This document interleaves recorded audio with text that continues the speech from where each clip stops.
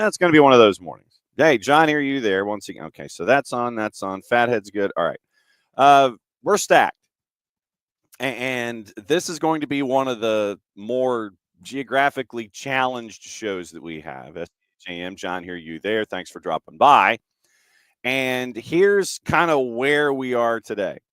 Jarrett Smith joining us, and so Jarrett gets to be a part of this breakdown too. Jarrett's off the top. Okay, so Jarrett, here's where we are today with everything. We are waiting for our friends from London to come on as I'm sporting the old school Marshall Islands jersey. We're going to, in a perfect world, get a Marshall Islands update here in the first half hour. Then I think we go back to London for part of the next half hour where it's Mark Warburton, who is the new hire for Sporting Jacks, and he's hanging out with Steve Livingston. Steve, I think, is in Jacksonville, and they'll be with us here. And then hour two is our buddy Nino Torres from Lima, Peru, and then it's our buddy Nico Moreno, who is joining us from Seattle. Hi, what am I missing with you? Jesus Christ, I didn't know what I was walking into. Okay. Like I said, we're waiting for. Dude, I've been like getting over being sick all week, so that's just like it's one of those things where you're like, I'm feeling better, I think. What are you gonna do? I guess I'm gonna go run a 5K, emotionally speaking. So here we are. Yes. So how are you, by the way? I mean, getting over being sick is kind of it was the lead in the nut graph. But otherwise, okay. Just oh boy. Yeah, existing day to day as we all are. Yes, as we all are. So, I mean, we've been kind of looking at Atlanta United the last couple of days. Obviously, with Nico, we'll talk about what's going on with Paul Arriola and going on season in the injury list. We've talked at Tyler Terrence yesterday was on, and Tyler may, by the way, in hour number 2 tomorrow, I think Tyler is going to crash, and because there's really nothing going on in a hotel room in Atlanta on a Friday morning, so nothing. Rephrase that. There is nothing reputable going on Friday morning in Atlanta. Yes, I will tell you that one of the churches down on Auburn Avenue used to do a Friday midday fish fry. You can always do that. The South African meat pie place in the Sweet Auburn Market is still there, to my knowledge. As is Grindhouse, as is Bell Street Burrito. All of those are viable options. Well, and that's kind of what it will keep him out of legal trouble. Yes, and that was kind of what we were going to help the man with. It's like, all right, so Tyler is a foodie, and so he's coming to town with Kindred East St. Alban, and they're going to be calling them. And no. I mean, we'll do the varsity if you've never done it. Like, we're having this argument in the Discord because Rich might be coming down, and he's like, can I get it delivered from the varsity? And everyone's answer is not yes or no. It's why. Yeah. You got better options. Yeah. I'll tell you my personal preference is I'll tell you to get on the Beltline, go for a walk, and stop at Bantam Pub. Yeah. And grab the lamb burger.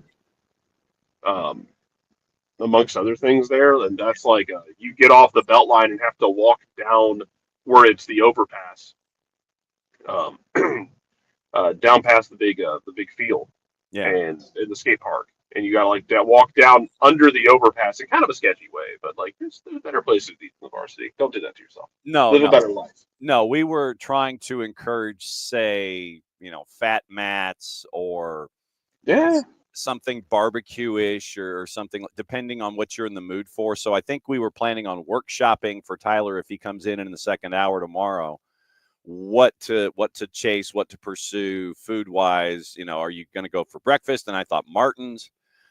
He's tied to Uber, by the way. He does not have a rental car as a part of his dynamics. So I just passed a Martin's too on the way to work. Yeah, see, so I was thinking Martin's if he's looking for breakfast or brunch. I was thinking Fat Matt's maybe for something dinner-ish. So it just depends on what his mood is, and then trying to figure out. Krog Street, I think, was what was recommended by some folks. And depending on where he is, if he's close up to the Beltline, he can hop on and do a bunch of this stuff. And the weather should be nice enough. I think. So you go Krog. you go to Ponce if you want to. I myself am a purveyor of Allbirds shoes, so Allbirds has a store at Ponce, so I generally find myself in there. My problem is a lot of the like there's a lot of those places I find myself going into. I'm like, I'm not spending that much money. I'm too cheap. And then you walk. I say that as someone who's buying Allbirds, but I generally buy them like I generally wait till like they go 60% on sale and then I pop in, um, and find fun colors like the green ones I have. Yes. But man, yeah. I mean, there's always like you can do like the standard vortex thing that everyone does, but it's not bad. It's not going to hurt you. No. Do that. No. And so that's kind of what. So if, like I said, if Tyler is of a certain mind where he's bored in the hotel room, and I have opened this door to everyone who's coming into town for play-by-play that we have on the show, that if you're bored, come on in. You can crash at any time to say your piece, say a couple minutes, get in, get out, and we'll give you Rex. You know what you could have done in a past life, John, is if we can get a time machine, let's just go reopen Huey's Beignet Shop on Peachtree. Oh man, that was right across from the Building of Death. Oh boy, yeah. See, they shut that damn place down like a week before I started working overnights at GST. Yeah. You know how pissed off I was? I had plans, man. I had plans to work an overnight shift, get off work at 6 a.m., haul my sleepy ass over across the street, eat some beignets, contract some diabetes, and drive home. Yes. And have Tom Hughes and Steve Holman sit there and yell at you from across the way, and Sluggo Seidel sits there and go, "Bro, what are you doing?" It absolutely would be that way. Now, at that point, it would have been Matt Cook, yes, Doug Nodine, and this is how we met. This is how we met. The first person into the GST newsroom at 4 a.m. every morning was Mike Conti. Oh yes. This is how we met in 2009. Yes, absolutely. That's fantastic. And no, I mean that's some good ish right there. That is definitely some good ish about how you wander around and you sit there and it's like, well, wait a second. Do you remember when? And you sit there and you go, yeah, I do remember when. Because noted engineer Mike Lawling yelling at somebody for no reason at 6:30 in the morning. Oh. Now you know the rest of the story. Absolutely, you do, and that's oh wow. Oh, also Art coming in at 6 a.m. because he was deaf as a post. And yeah, talking real loud to you at 6 a.m. because he couldn't hear. Yeah, he still can. No, God bless him. Well, and by the way, as we go into story time with John here, Art was part of the morning crew at Charlie and Company over at Z 93, and Art went on vacation, and we got a phone call over at the 4D. And God bless Mark Harmon. He didn't want to get up at 5 o'clock in the morning and be over at the studios up up on Northside Hospital and St. Joe's and up there. And so he's like, no, you're going to go do it. Okay, so for like 3 days, when Art was on vacation and it was Falcons training camp, I was a sports individual with Charlie and Company over at Z 93. So the one line that I think floored the entire floor on that day was when a particular Falcons running back had no desire to be at the beginning of training camp up at Furman. And so my tease in the parlance of what's going on in the biz, where you sit there, you set up what you're talking about, you go to commercial, and then you talk about it. I said, what do Jamal Anderson and I have in common? More coming up after this morning show on Z 93. And I come back from break, and so Charlie is like, okay, so what do you and Jamal have in common? Neither of us are at Furman. Everybody breaks out in laughter. So that's that was the good tease for the week. And so that is the the Irish goodbye for the morning for Jarrett. And, so that's your opening kickoff brought to us by our friends at Kickoff Coffee and kickoffcoffeeco.com. QR code's still waiting to be imported because John's still trying to figure out what in the wide world of sports is going on here. So, yeah, I gave everybody my one-liner. Oh, I heard it. And so for some reason I dropped out. I don't know why. I don't know why either. But no, but yeah, I was quite proud of that one-liner at 5:40. So I was happy about that one. So and in Art's defense, Art has the best plan I've ever seen anyone have, which is Art is a master diver, like certified. okay. Man's spent more money on diving equipment than I care to think about. Yeah. Unless he's changed his plan was to keep showing up till the key card quit working, and then we probably will never see him again because he will disappear to some island either in the Caribbean or the South Pacific and just live out his days in the water. Yes. Consult John T. Edge if you really need a place to go hide and hang out. Yeah, John T. could probably find you a good diving spot. And on that note, I would say don't send Tyler Terrence to Johnny's Hideaway, but Johnny's Hideaway. No. We were discussing old dives last night, actually, after a softball game. And for some reason, I brought up the buckboard. Oh, man. Wow. Because I wanted to hurt someone's feelings, I guess. I don't know. Wow. The buckboard. Well, and also with Tyler is of recent, if I'm not mistaken, Tyler is of recent engagement. So I don't know if going to Johnny's Hideaway would have been beneficial anyway. No, we neither condone or endorse that behavior. We have been in that establishment, but only for a social experiment, not for any real after effects. And because one of my friends at the time enjoyed going there because she knew the owner and it was a place for her to go hang out after work.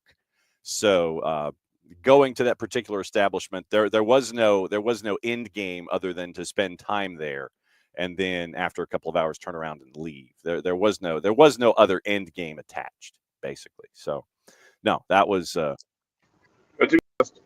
Cowboys back when it was Cowboys, like the mid '90s when it was like I'm gonna put the E on the episode. It was shit kicker Cowboys back then. There you go. Yes. So now we officially have the E that will be attached at the end of the day when we're filing this. So that's how they know I was here.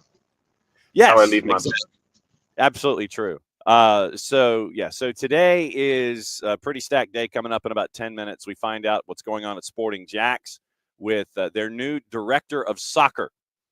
It is Mark Warburton is the first sporting director and head of soccer for Sporting Jacks. And so I think Mark is overseas. And Sporting Jacks president and CEO Steve Livingston are going to come in. So it'll be a 2v1 coming up in about 10 minutes and finding out what's going on at Sporting Jacks. Then our buddy Nino Torres is going to come in, and we're going to go around the world with Nino. Last night, and this was one of the points that I made with Nino, I said, I don't know how Millonarios and Santa Fe are going to finish up at 11 v10, because it was, by the time I had tuned in late in the first half, there was already a red card for Santa Fe. With about 20 minutes to go, there was an absolute fight on the field. I mean, literally, it was one of those line brawls that we're used to seeing in the National Hockey League. And you had folks pairing. You had folks pairing off. You had a scrum of like 6 and 8. And at one point, it was 3v3 and 4v4. Man in the middle is trying to get his ARs over, and they're trying to separate folks. And folks are coming off the bench trying to pull players apart. One yellow card. Well, that right there sounds like the old Mark Geiger thing of the rule book bends. Oh. And you're just trying to get at that point, you're like, I've already given a red card. Everybody's broken off into separate fights, and I just need this game to try and end 10v11, maybe 10v10, because I don't want to write a history paper match report. Oh. I think that's where it is sometimes with officials, like especially when everybody's everybody's running hot anyway.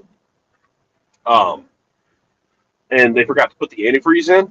Yes. and everything just starts burning up and everyone just gets pissy, like I think there gets to a point where, and this is a question for Bart, of where you're going to bend that rule book more to say, hey, we got to try and I don't want this game to end like the Kalapale legend of a team that got the entire team in the subs got Reds. Yes. Like you want to try and end the game with everybody on the field. And yeah, it's going to be tricky sometimes. And you might have to just like pull everybody apart and be like, look, all of you are on every conceivable form of standby. I will send you off. I'll send you Is off. it out? You got it. You got it out of your system. Y'all got a chance to scrap. We're done. It's over. Kind of treat it like a hockey thing. Like what was the? Oh my God! It was the one of the hockey refs like did his announcement where he's like, like everyone has a game has like a 5-minute fighting penalty plus numerous other penalties. I think is what he said. See, that's fantastic. That sounds like something Don Koharski would have done. I think it was him. So, but no, it's sorry. I'm also really bitter right now because the Winnipeg Jets might win the President's Cup. Well, that really, full disclosure, that really hasn't won a whole lot for folks in the past. Just because you win the pie plate doesn't mean, and you win the Captain America, protector device doesn't mean you end up winning the big thing at the end. So, if everything goes through Manitoba, that's cool, but you still gotta make your way through. And everybody's looking at Dallas with what they were able to do at the trade deadline with the Dallas Stars, and let that roll down. But good on them, and good on Thomson Reuters for investing and making sure that you're going to be losing a lot of money every single season that you're investing. So, Mark Thompson's just like, I'm gonna throw money at the problem, go right up against the top of the salary cap, and we'll see what happens. And right now, all they've done is they've won a lot in the regular season. I know the pie plate doesn't mean a lot, but there's more than we ever had here. That's true. I mean, we did have a division title, and we did have a first round playoff exit to the New York Rangers, and then you come back the next season and you end up with a shaky start, and then the front office decides that they want to dispose of a Bob Artley and find out what's going on with Bob Artley and DeTrasher, and find out what's going on there, because it was listening to him was like listening to Boom Boom Jeffrey on when it was having conversations. So I mean, it was always fun to cover that squad. But yeah, it looks like the Winnipeg Jets are working their way toward getting the pie plate and the number one seed in the West and the number one seed for everything. So I'm looking forward to whiteout. Then they lose in the first round in 6 games. Oh yeah, and then everybody is going to be just raging, rage like the blinding of a light. Quoting Dylan Thomas. So that's how it's going to be. Coming up in a couple of minutes, it's going to be our Sporting Jacks update. Steve Livingston, Mark Warburton are going to hang out with us, and we get to play the athletics diversion of Love Connection. I'm warning. I don't know if Mark and Steve were warned about. I want to find out how this relationship came to be. I want to know what that first date was like. Did Steve take Mark out to a nice dinner? Now I want to find out how this happened. Who saw what in whom? What it was like. So we're going to get into that and find out what Mark envisions for the future for Sporting Jacks on the First Coast. That's going to come up here in a couple of minutes. And so it'll be a fun conversation there once again with our buddy Nino Torres coming up at 10 o'clock and Nico Moreno joining us at 10:30. So it'll be a well-rounded day. So I think we're going to be on both sides of the Atlantic, the First Coast, Peru, and Seattle by the time we're done. And Jared's driving to work. So that's kind of yes. Yes. All right. So that's the rest of the show. So if you at any point wish to come in and have conversations with folks, then feel free to have a conversation. Oh yeah. There's going to be moments where the ripcord gets pulled, and the moments where like the glass ceiling shatters. Okay. Absolutely. Or the glass shatters, like Stone Cold. Yes, the glass will shatter. Very, very cool. All right. Thanks for. Yes, that's the opening kickoff, and that's with Jarrett. So we'll see you in a bit. Yep. All right, there goes Jarrett, and so Jarrett's going to do his thing. We're going to bring him in a little early. Mark believes in the legend of Jacksonville, and I don't know if what Mark knows about American football in Jacksonville, but we have folks who come in, who come into the room. If they're 5 minutes early, they're on time. If they're on time, they're late, and if they're past that number, then the door is shut and you don't come in. So we're going to bring Mark Warburton in. Trumpet fanfare, and I know that Steve probably is going to come in 5 minutes, but we don't have the appropriate trumpet fanfare for you. But Mark Warburton, where are you, sir, by the way? John, I'm in London. I would That's say what sunny London, but I'd be lying. It's grey and miserable London at the moment. We will try to make it less miserable for you for a handful of minutes here. First off, thanks for dropping by the madness that is the morning show. And I wanted to ask you, and when Steve comes in, I'll just bring him in hot as a part of this discussion. But Sure. how did this come to be? How did you sit there and it was like, I think the First Coast is a place that I'd really like to be. How did this idea, germinate in your brain? Well, first of all, the approach, John, was from a man with a Celtic crest on his Instagram. And here's me as an ex-Rangers manager. So that was the immediate intrigue. Thinking, where's this? I didn't know if it's a joke. I didn't know if there was a wind-up. I had no idea, John, what to expect. What I got was a very, very smart guy making me aware of this very exciting project, which carried on conversations for the ensuing 15 months or so. But I got to tell you, at the outset, I honestly thought there was a Celtic Rangers barb coming along, and I was prepared for that. I was like, wait a second here. There's some Old Firm smack that was going to be happening. Yeah, I think I'll dial him up and we'll talk Old Firm. Well, I tend to be the low-key one, John. I keep it all very sensible. Steve tends to have green and white hoops everywhere and badges and logos and et cetera, et cetera. So, no, I tend to be the more respectful of the two, but Steve likes to show off his Celtic loyalties.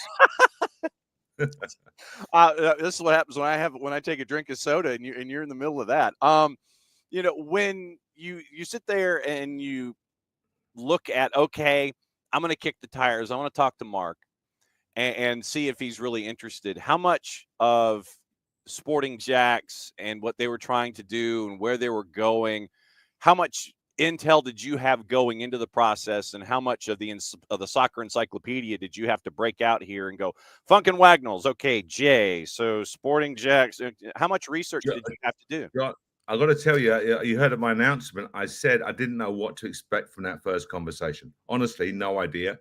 And then Steve explained it really well about the intentions, the area, what it needed, crying out for professional soccer, men and women, the academy. And over the next 2 or 3 hours, John, fair play to Steve. He sold it exceptionally well. And we kept on talking. I mean, at the first time, it was very much, thanks very much, Steve, nice conversation. Didn't think it'd go any further. But then as the conversations intensified and the level of flow of communication improved, it was really apparent this is a big project. This is a really big project. And it's one, John, that would allow me, I've been very lucky and privileged to be an academy director, a technical director, and a first team manager, head coach, as you call it. So this allows me to utilize all 3 areas. So that was the really intriguing aspect of it. Have you always thought of yourself as a creator, or is that a role in all of the roles that you've had that you've enjoyed the most? To be honest, I never had. I was a bang average young professional. I was a semi-pro for the bulk of it. I was never a Steven Gerrard, Frank Lampard, Wayne Rooney type of player, John. So therefore, I always envisaged when I moved from the city, I had a big job in the trading markets for 20 years. When I moved into football, I always envisaged being in the youth side. So youth development was the focus. I never for 1 second thought I was going first team. And that's the way football and sport works in general, is just these bizarre doors open up for you and you have to walk through or not walk through. But that was always my focus. And throughout my managerial career, John, always gone for promoting young players, young, hungry players. I've always lived by the mantra. Yes, you said early on time is late. That's one of my big mantras. But the other one is, if you're good enough, you're old enough. And that's always driven me in terms of getting the young players in, developing them, seeing them progress, how far they can go. And that's always a joy, and it's always a privilege to watch.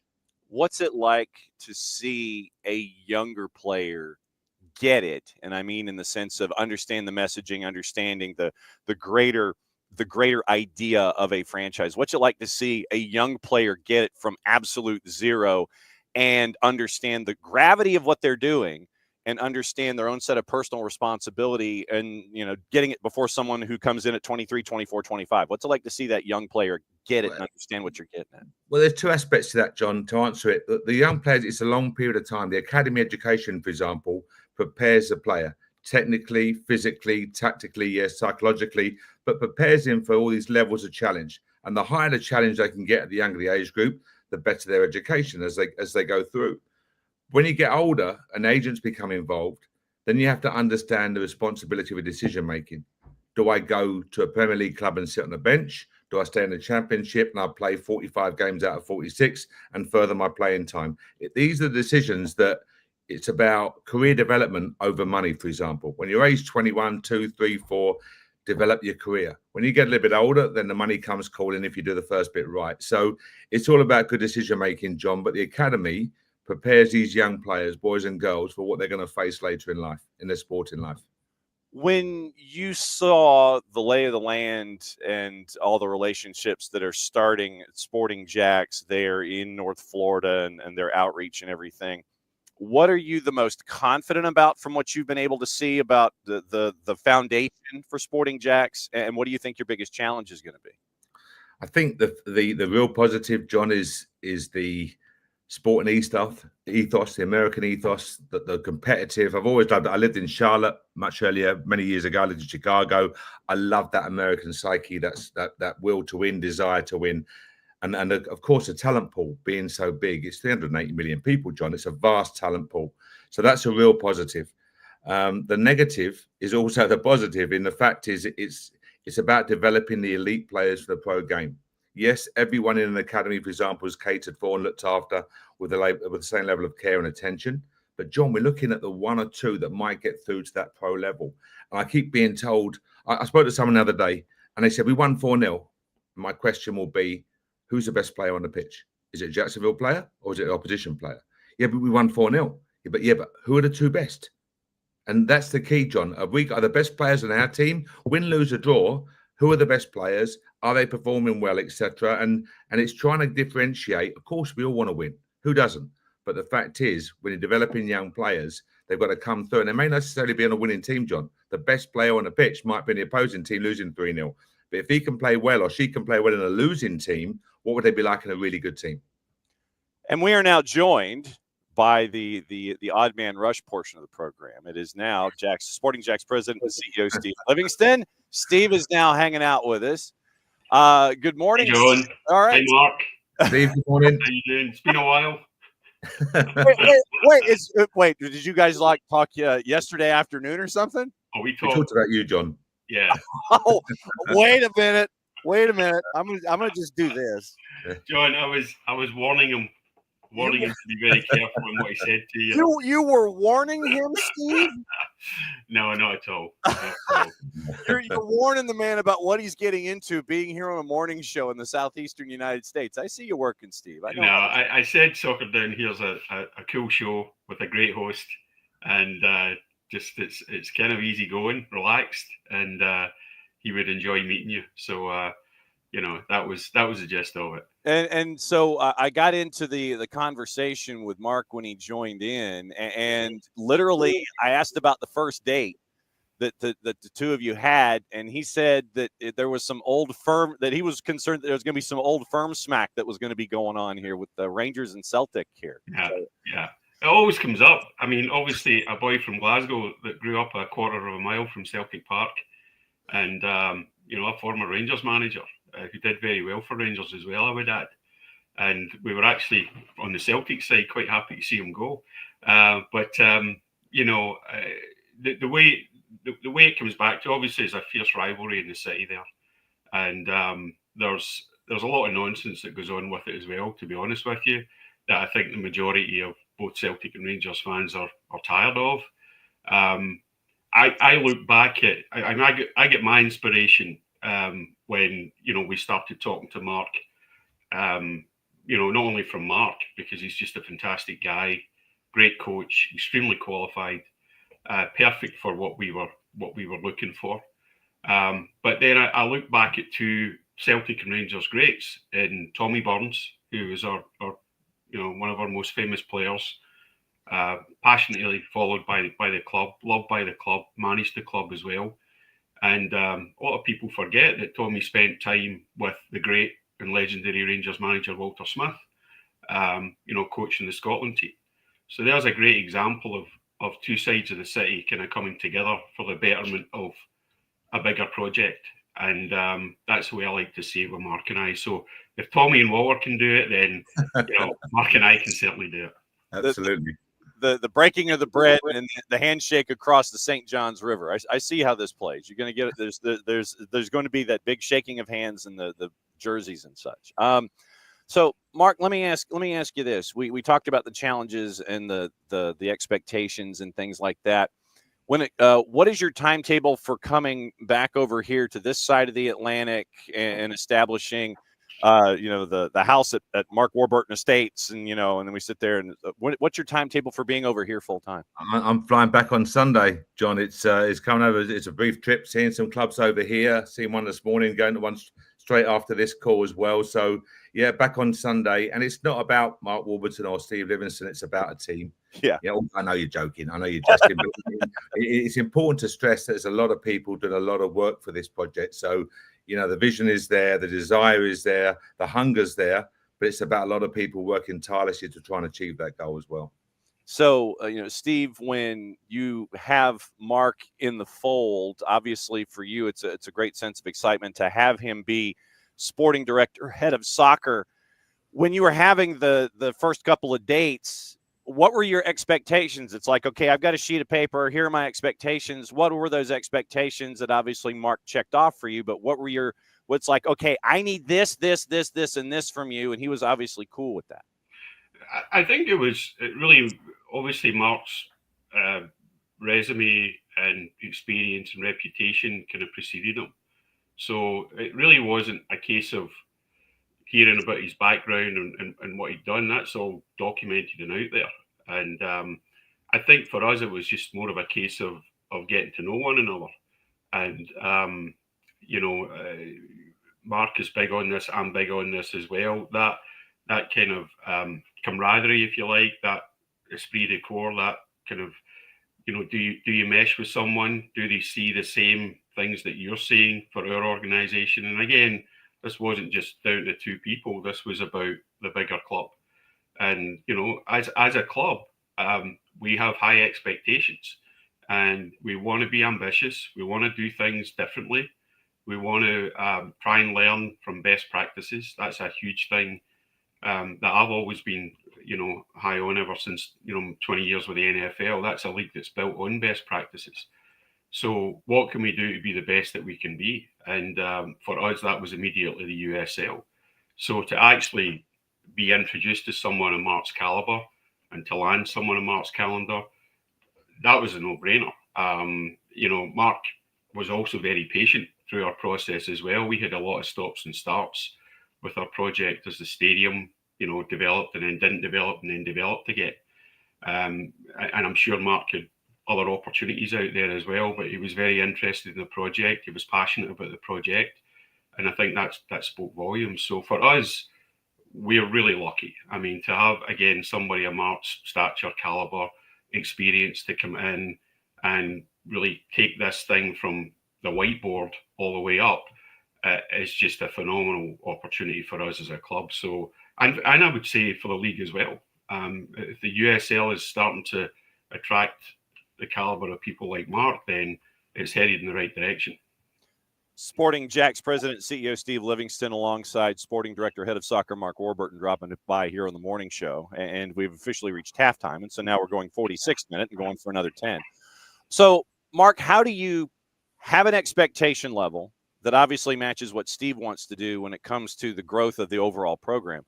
Then there's the on-the-field product, the expectations there. How do you have expectations, temper expectations, be patient with something new, but at the same time want something of an instant result? How do you navigate all four of those things at once?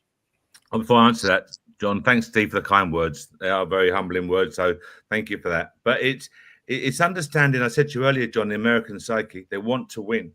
So we're in the entertainment industry, so in how our team plays, but we're in the results industry as well. But it's a new project. It's really understanding the fan base and what Steve always spoke about, the hunger, desire to get professional soccer here, women and men. And we've got to understand those needs and meet those needs, John, but do so in a way that's positive with the players. Yes, we're a new franchise and we'll highlight that. But the aspirations within the four walls of Sporting Jets be very, very strong. We want to go out there. We want to produce a team of which the city can be proud. The USL can be proud. We want to push boundaries. We don't want to be average and normal, John. That's not said in an arrogant way, but if you get average and normal, that's your end product is average and normal. We want to be above that. We want to push it. We want to push the aspects of the women's game to make sure it's specific to them. I think too many times a generic approach is adopted. We want to be groundbreaking there with some outstanding performance people. And likewise, a men's game. We want to get a young, hungry squad, 1 or 2 senior pros to help mentor and set standards. But it's about us being really brave. That's a word that people don't often mention, John, but it's brave to make some of our decisions. But we've got to be able to give good logic behind them, why we're making them. And then we've got to push them and make sure, as Steve said, follow best practice where relevant, but also be groundbreaking in certain areas. And Steve, one of the books that I think that everyone should have in their library is Sun Tzu's The Art of War. And it really carries messaging more than just what it was, back in 9 gazillion years ago when he was a great general. The messaging still applies to business and a bunch of other things. And one of the great quotes that has always stuck with me from that book is trust the local guides for they know the terrain. And you have the opportunity for Mark to do that when you brought in Becky Burley to be a technical consultant on the women's side. So Mark isn't coming into this. The knowledge base is there. The understanding is there. But when you have the locals that are there to help out at Sporting Jacks with those who come in who are imports, I think that helps out with the greater expectation, the greater messaging, and the greater accomplishment that you guys want to have. Absolutely, John. And I think it goes back to the wise words that Mark said a moment ago. It's not about 1 or 2 people. It's a collective. We're an organisation. We're a team. We'll be operating 2 high-level professional teams, men's and women's. We'll be operating W League and League 2 teams, which are pre-pro.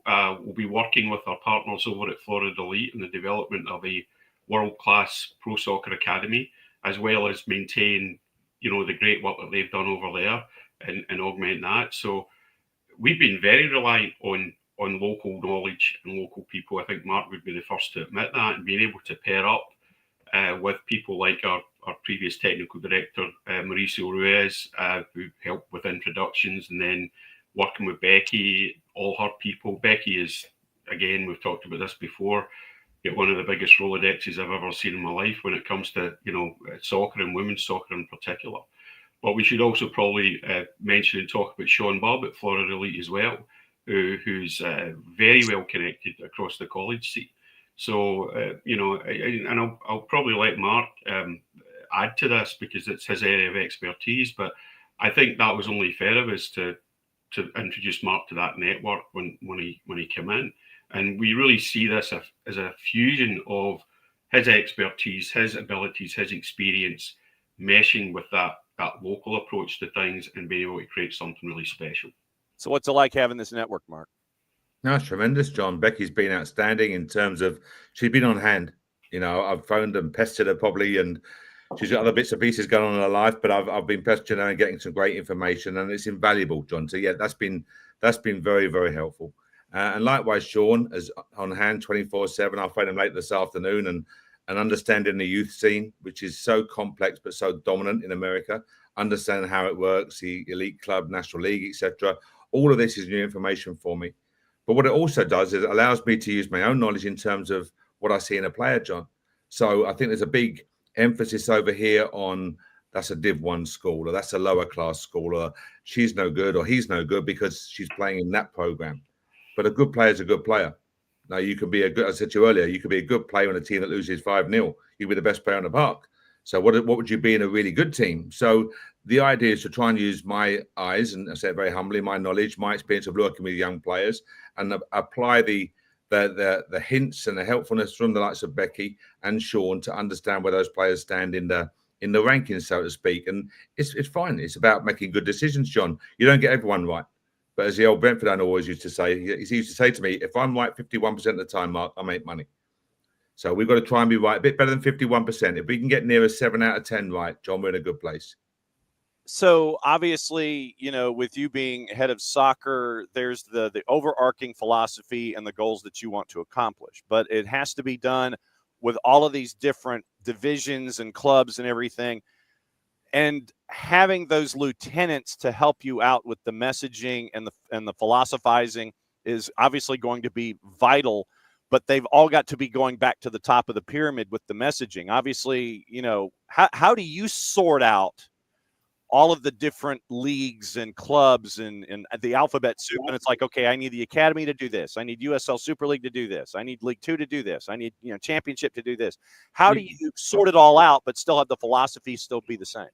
You've got to simplify it, John, and you've got to make sure that you understand that good people in any industry want to be responsible. And by being responsible, they want to be accountable. So I'm never going to sit there and say your team must play like this. Your team must be in that formation. He or she must play. I will never, ever do that. I've been a manager for enough games. That's the last thing I needed, John. But what you can do is there's certain traits that I want our teams to display. For example, speed of ball movement, intensity of the press, understanding our jobs without the ball, creation of chances, key area, all these various basic metrics, John. I want our team to display those. But that can be relayed to the coaches, him or her, and how they go about that. I'm there to help and advise and offer opinion and that, but also make sure you delegate responsibility and make sure they relish it. That's what good people want. And our job, everyone at Jet Sport and Jet Steve, all the senior board, is to hire people who recognize skills and delegate appropriately. So, yeah, there's a message. Of course there is. And you can filter it all down. But to try and simplify it, I think, is best. And to have consistent and clear messaging is really important. So did what Mark just say happen on the first date, Steve, or did that happen like second or third date when the two of you were having coffee and croissants? That's hard. I mean, I think these relationships evolve. It's not just I think it's a culmination of phone calls and meetings and going back and forward. And, to a great extent, we were doing our best to sell our program to Mark rather than the Mark kind of sell what he can do to us. We kind of, again, knew what he was capable of. And that's what we wanted. That's what we identified. And we were just lucky in doing that. I would say one thing on the collaboration side of things, though, that I think is important is the amount of support and the amount of help that we've had from the community, from the soccer community, has been overwhelming. It's been incredible. And a lot of that goes back to, what Mark mentioned about Jacksonville and our market. It's passionate about soccer. When we were working at the Armada 10 years ago, we had probably had about, 150,000 soccer enthusiasts in the market. The marketing companies like YouGov and Nielsen tell us that's closer to 400,000 now. We've seen a huge growth in the city. We've seen a huge diversification in the city as well. Lots of people coming from the Northeast, from California, up from South Florida. And there's such a desire, it's palpable, in our community to get high-level soccer played so that, people can come out and see it, experience it, see it live, but also create this pathway, if you like, for their kids to develop and play at the highest level here in our community. In fact, Mark's probably had some phone calls from, players that maybe originated from Jacksonville that are in different parts of the world now that maybe want to come back down the road. So, that's exciting. It's exciting to kind of scratch that itch, if you like, and satisfy that need and that requirement. And, we're obviously can't wait to get going with it. So the announcement came out a week ago, Mark. Has your phone blown up since then? It's been fairly busy, John, I would say. I think that the fact that I'm sitting here, John, with two calls like this tells you all you need to know. That's all you need to know. And the fact they're both charging tells you more as well. So, no, it's been great. And Steve's point, there's this desire for Jacksonville community to assist and help, which has been magnificent. But there's back in the UK, John, they love a homegrown player. The fans love a homegrown player. Yeah. That sentiment is equally as strong in Jacksonville. The one caveat I'm saying is that homegrown player has got to be good enough. They love the romance of a homegrown player. A girl comes back to Jacksonville, plays in the first game, scores a hat-trick, magnificent. But the fact is, you've got to make sure that they are good enough to come in and add value to the level. And that's the key. So it's making sure if there's good players in Jacksonville, John, that we can use, rest assured we're going to get them in the lineup. But it's making sure, as I say, we hunt out the best players possible. It's because it's about our team being as good as it can possibly be.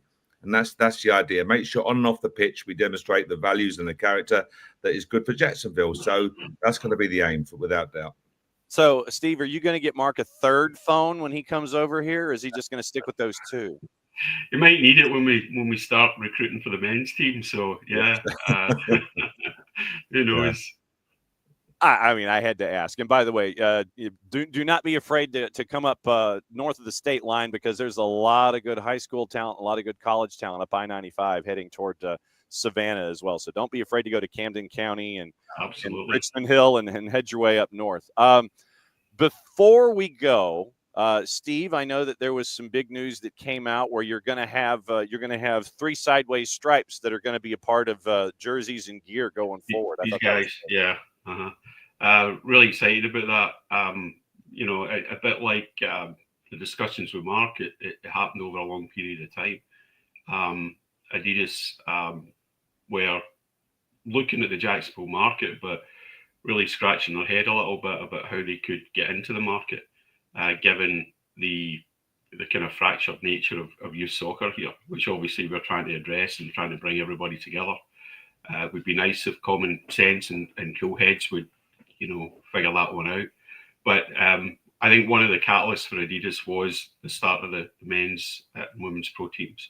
And then obviously our association with Florida Elite, the largest youth soccer club in Florida, was, you know, a big attraction as well. But the folks at Adidas have been great.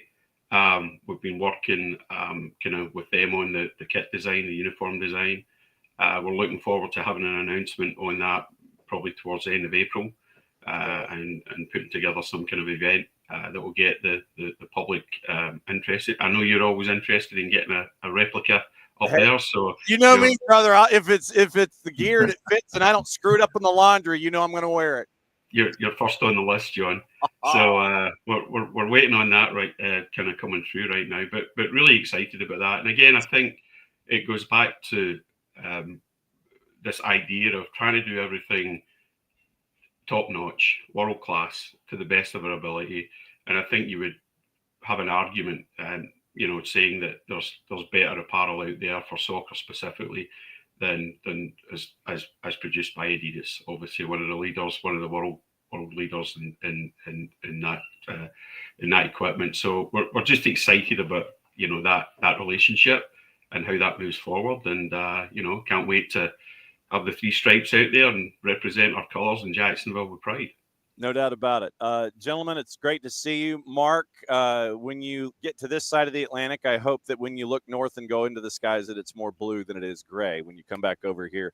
The new first sporting director, head of soccer at Sporting Jacks, and our buddy Steve Livingston, Sporting Jacks president and CEO. Gentlemen, go enjoy your coffee. Go enjoy your tea, depending on what part of the planet you are on. Go get your breakfast. Go get your brunch. Thanks for dropping by. You know that the door is always open. You can come by for updates at any time because, as always, it's right here. It's right there. So I'm still trying to figure out the shot. There we go. But if I turn it, if it's a close-up, you can't really see it. If I get out... It's nice that you're wearing the colours as well there, John. I think that was wholly appropriate. Which club is that? This is the Marshall Islands Soccer Federation. This is our friends, the Marshall Islands Soccer Federation. I love the fact it's blue and white, John, and not green and white. That's great. That's music for me. There we go. There I can't believe you went there, Mark. Steve. With the two of you running Old Firm Smack, I figured that was going to get in here somewhere. We may have to reach out to the Marshall Islands. In fact, Mark, I may have to send you to the Marshall Islands after that comment. Well, hey, look, we have been a great partner with them. They are the last country on the planet trying to get a National Soccer Federation 11v11 team out there. Yeah. And we've been helping them out as best we can with publicity and things. And they're actually going to have their first ever 11v11 tournament in August in Springdale, Arkansas, at John Brown University against 3 other U.S. territories.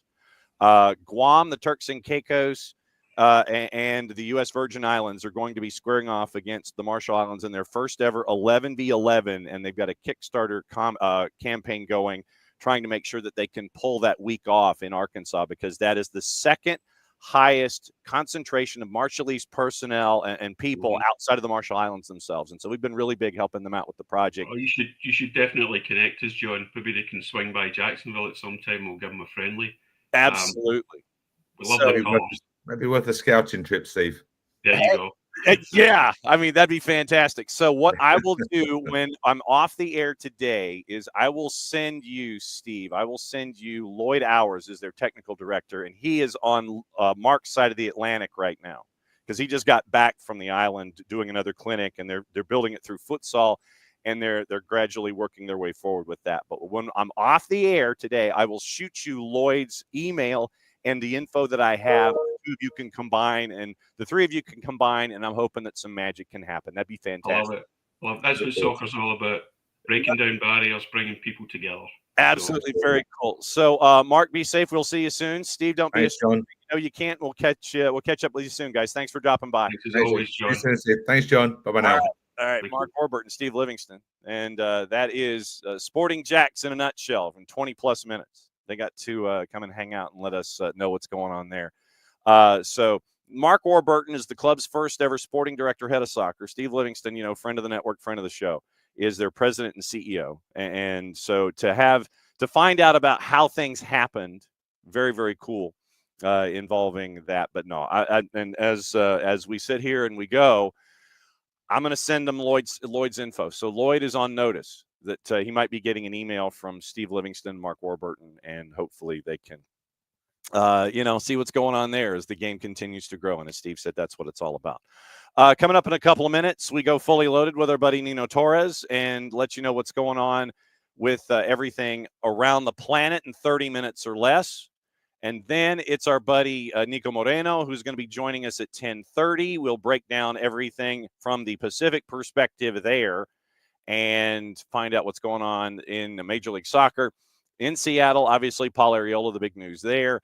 What are they going to do? I think they had, we talked about it last week, a little over $1 million in Garber bucks that they can play with and try, plus the prorated salary figure to help out there as well to go up against the books. And so we'll see what happens there with all of that. And so that's hour number 2. Obviously, with Lloyd and Matt Webb being two of the busiest men on the planet, we will find a way to find out. We will find a way to make sure that everything is okie dokie and incredibly cool with them as they go forward. So very, very cool there to discuss what's going on. And as if you look at Nico, latest on Ryan Kent, injury updates and observations from the Sounders training and a preview of match week 6. So there we go. He's even said it on his Twitters. So looking forward to having Nico Moreno coming in about an hour. All right. So before we transition to being fully loaded by our buddy Nino Torres, like I said, I have not seen what he wants to bring to the table. I never do. So that way it is a fresh conversation about everything that goes on that he sees, whether it's transfers, the opening of the super incredible transfer window in June looks like it's going to happen. And you're going to have folks transferring from Sporting over to the Premier League. We'll talk about that. Talk about what happened last night with Millonarios and Santa Fe in Colombia, where it was chaos. And like I was talking with Jarrett earlier in the hour, it's only one yellow out of the batch. Santa Fe had an early red card, so they were down to 10 to begin with. Then with about 20 to go, game went completely and totally sideways.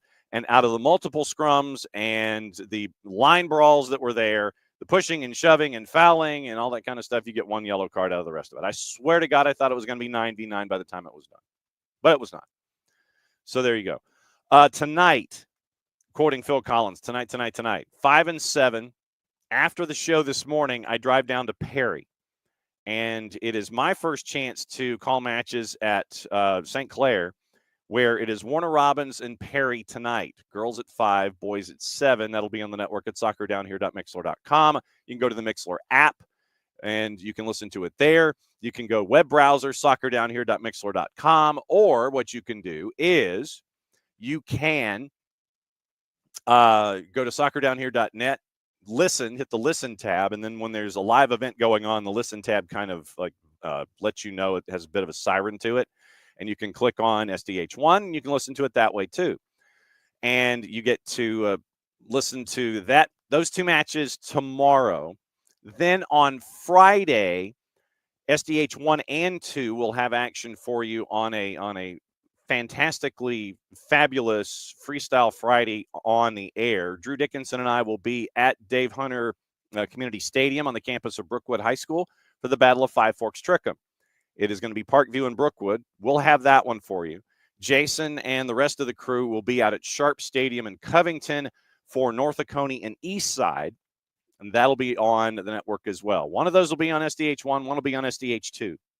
And so we'll figure out which one is where, and we'll let you know. But once again, you're going to fire up SDH1 and SDH2 on Friday, Parkview and Brookwood, North Oconee, and Eastside. So those will be on the air on Friday. Today, later this afternoon, Warner Robbins and Terry is a part of everything there.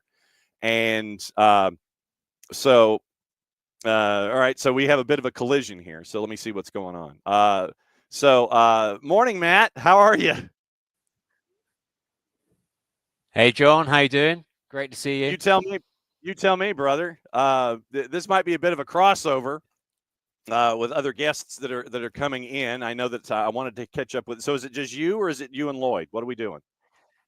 I've got the last minute call up. I'm afraid you've got the understudy. Lloyd sent me a very frantic message a few months ago saying, I don't think it's all good. No, don't think you're going to make it. So, yeah. No, it's all good. So, literally, I just wanted to spend a couple of minutes with you before our buddy Nino Torres comes in and we tour the planet.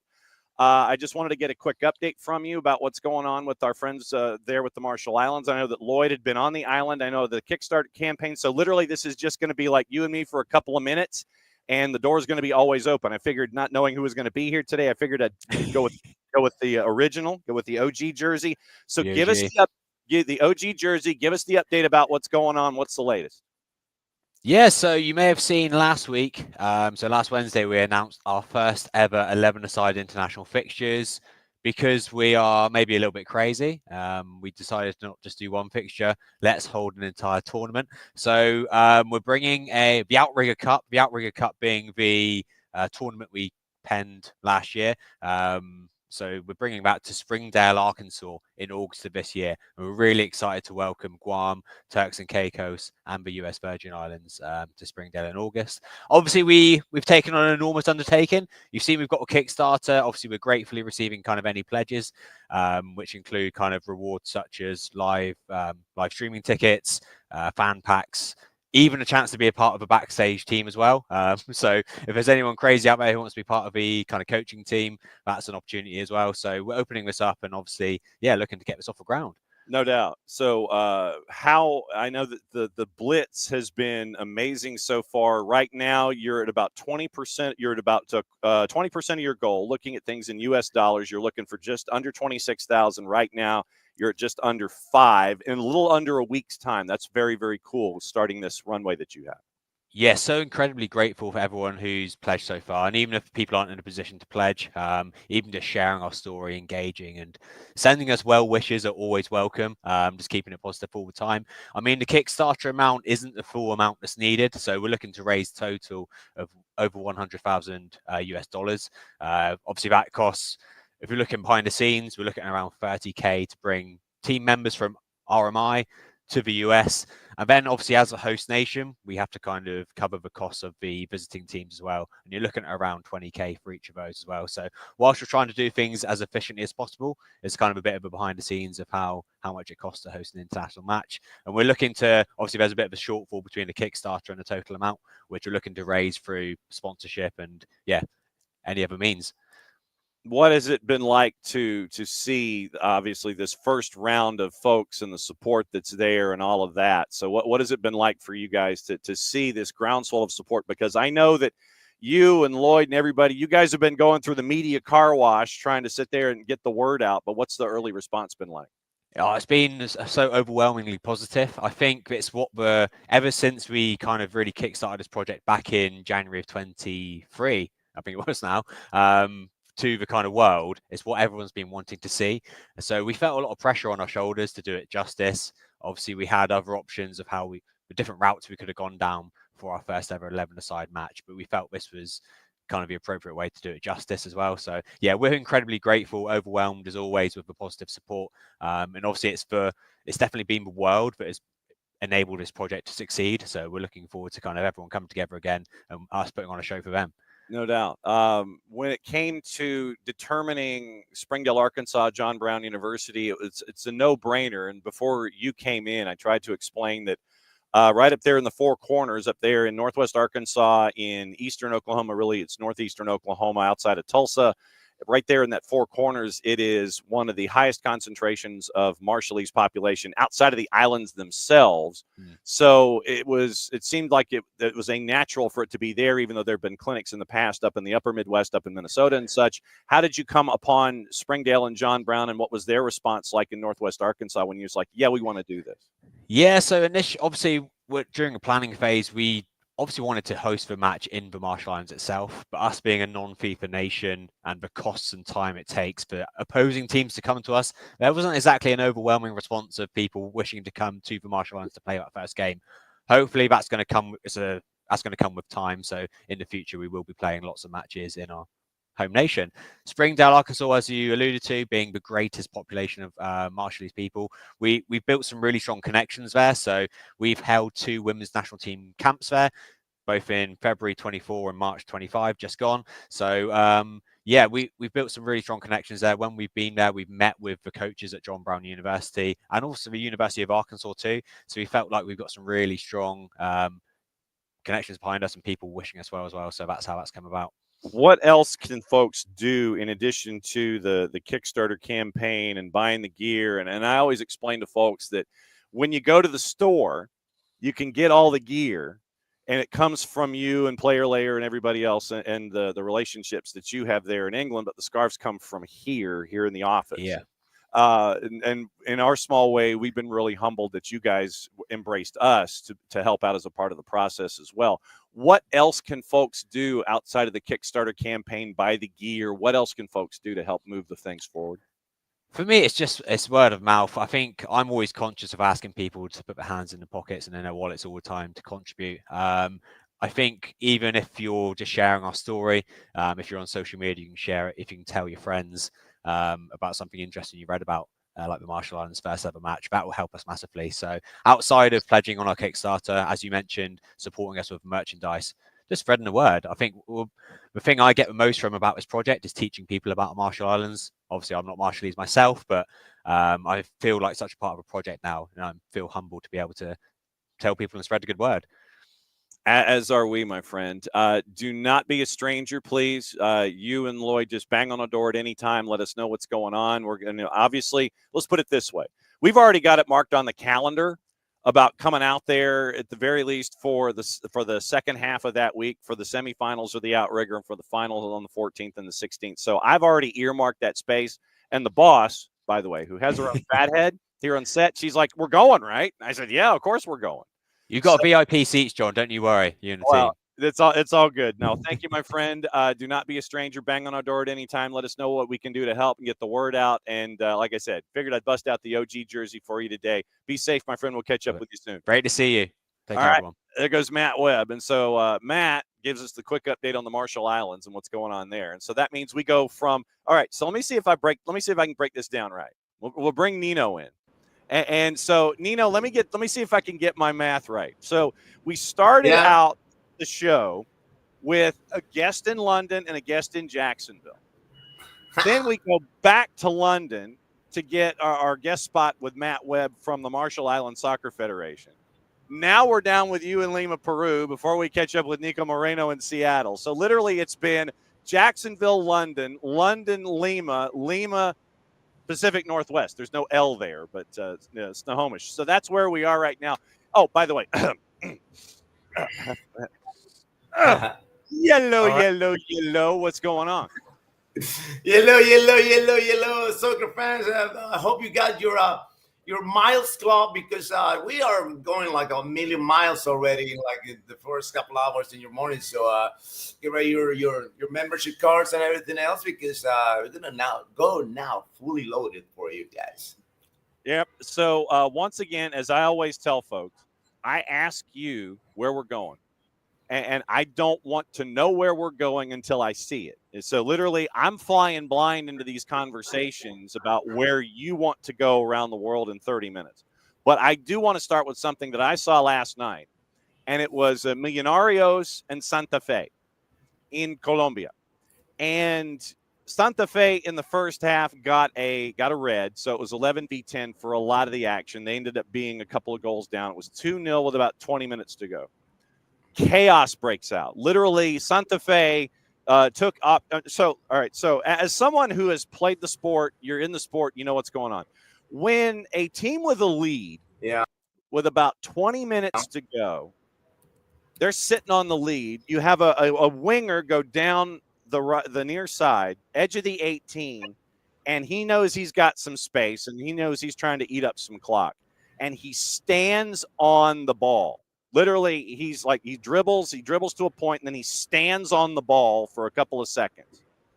If you're on defense and you see that happen from a young winger with a lead, what is your first response to something like that? Call 911.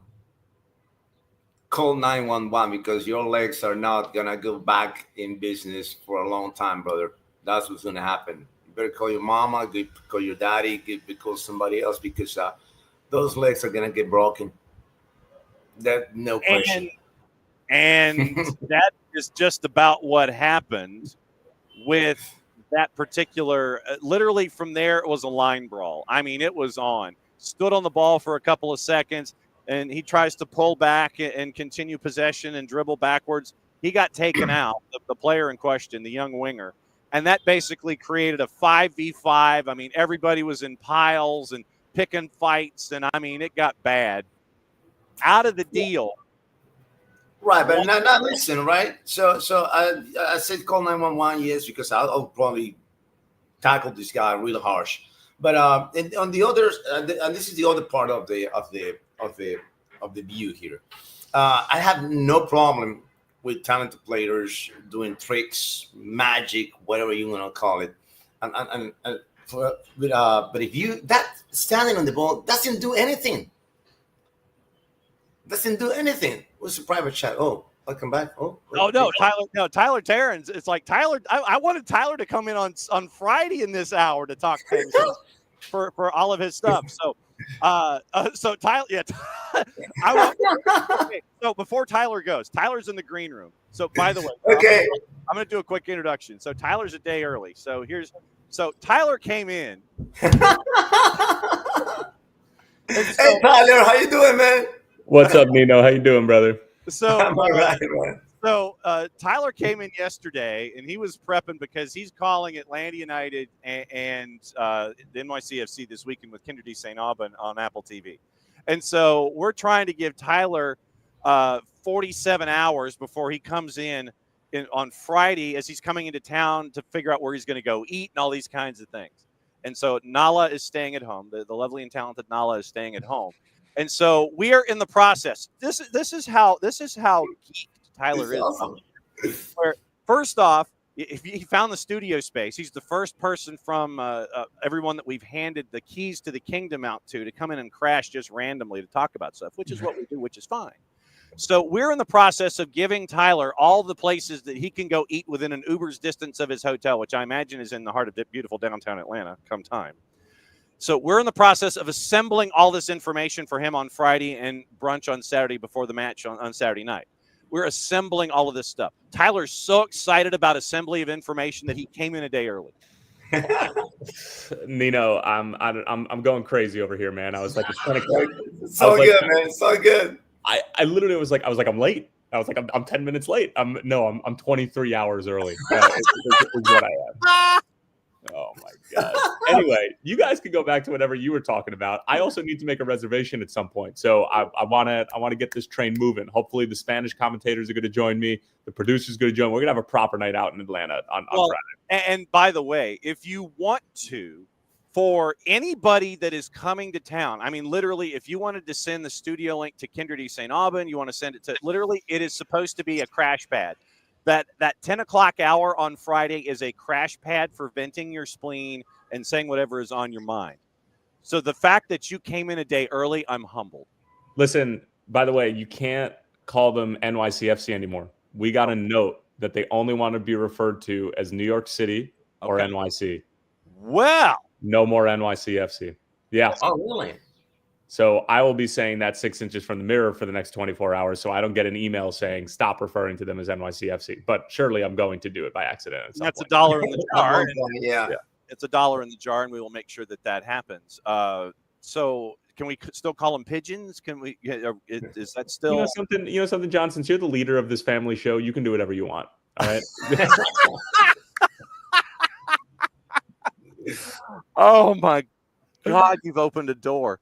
Yeah. And so of course, I feel I don't have a jar here, but I know I'm probably going to have to end up with one now.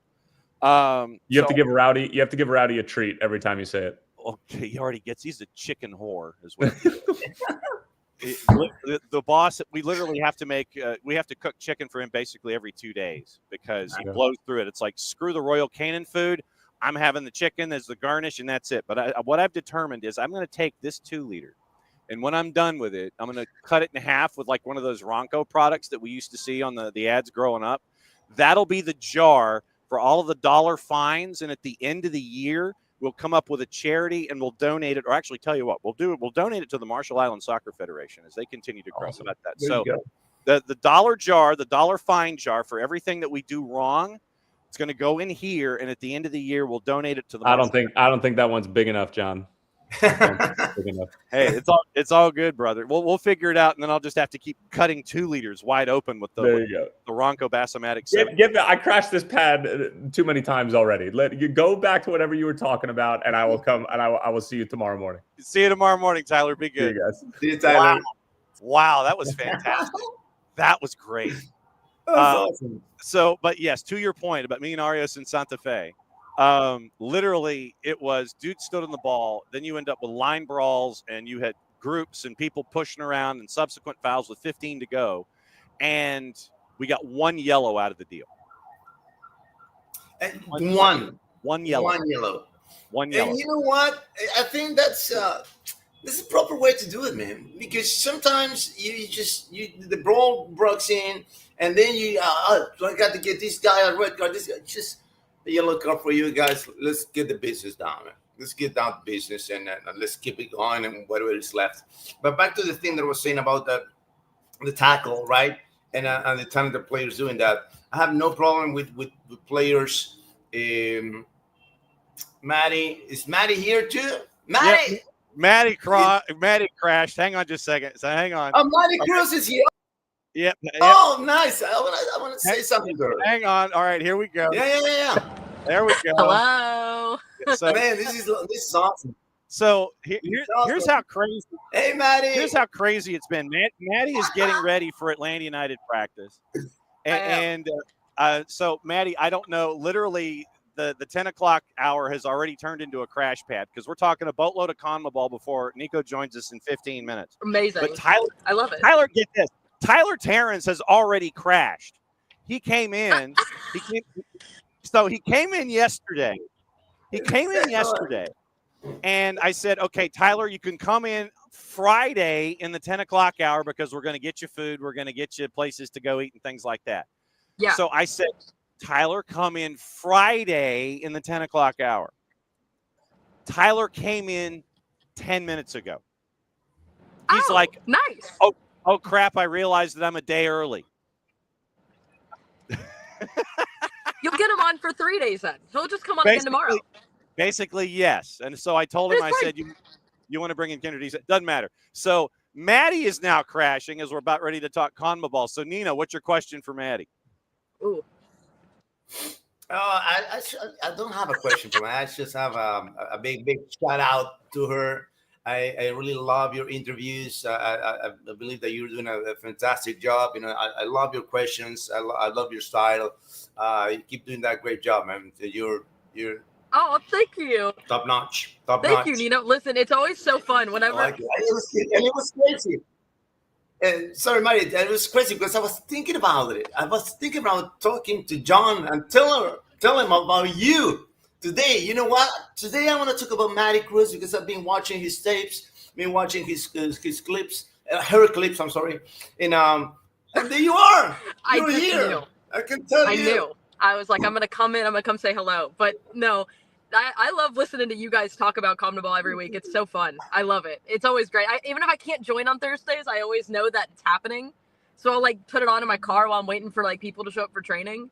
I get here a little early because You're a sicko. yeah, that is true. I get here early just because you never know. I mean, I'm 15 minutes away normally from the training ground, but sometimes it turns into 30 minutes depending on traffic. So then I'm like, well, I might as well get here early. And I got here way too early because I could have stopped for a coffee, and I didn't. And I'm regretting my choices, but it's okay. I have water, so we're fine. Okay, all right. So let me go fully loaded here with our buddy Nino. Maddie, you can go ahead and listen. I'll put you in the green room, and we'll discuss everything. By the way, if you see Chris Ramondi, tell him that we want to have Sonia on the show on Tuesday to talk about Rooted. Oh, absolutely. I can text her right now. Okay, well, go through Ramondi because that's official channels. Absolutely, will do. I will let Chris know. When I see him today, I'll let him know. Okay, cool. All right, you're going to the green room. We're going to talk about CONMEBOL. Do it. Go talk about CommonBall. All right, here we go. All right, so Nino, here we go. All right, I want to start with Peru. The faith and the harsh truth. What's going on there? You remember that I said this, that I lost my faith, right? I lost my faith in the team. I didn't know that. I did not believe that they were going to make it happen, and they didn't. They didn't. It was all about, it was more faith than everything else, right? That the actual play, that the actual weapons that this team have. And in the end, it was just only one goal, a penalty. It was a penalty. Everybody's talking here about the referee. He suck. How in the world you put a Chilean referee in a game where we're playing for the points and la la la, and like, dude, all right, we get it. He did incline the pitch to Venezuela. There's no doubt about that, because they were keep fouling and fouling and fouling, and not a single yellow card until the minute 43.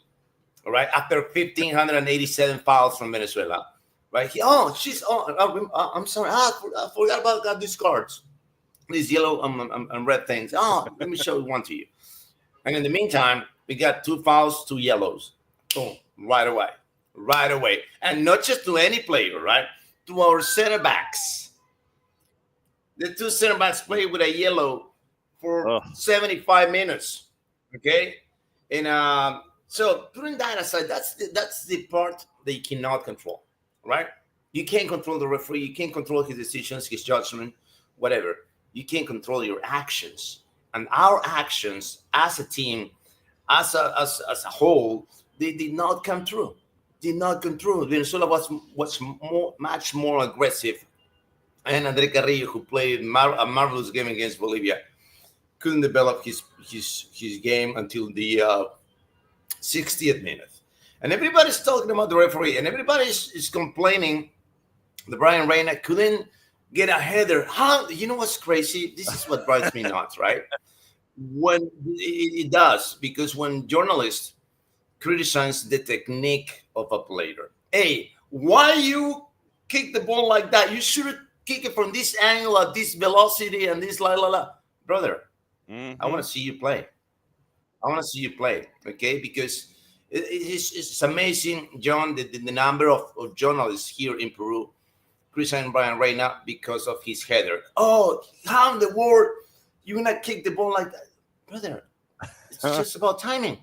You got bad timing, and headers especially. Thank you, Maddie. Appreciate it. And in headers especially, timing is everything. Timing is absolutely everything, because you got 1 second later, 1 second earlier, and the ball won't go the way you want it. Okay, so putting that on side, then Pedro Guerrero after the game, he said he went crazy. He with bad words and everything, right? How in the world? Play. We got a Chilean, play. We got 1 shot on target in the entire night. That's what we lost the game. We didn't lose because of the referee. We didn't lose because of tackles. We lost because we did not create enough offensive chances to score more goals than the opponent. That's what soccer comes down to. The winner scores more goals, period. There's no science in there. No, but no, nothing. You can blame your dad, whoever you want to blame. Okay, but no, you were responsible for this, for not creating enough chances, not shooting enough, nothing. So then let's go to the other side. I thought you might be wearing black today with your appearance because of all of it. Yeah, I thought about it. I thought about it, but You're gonna put a face to it. You're gonna put your names to it and everything. All right. So then let's go to the other side.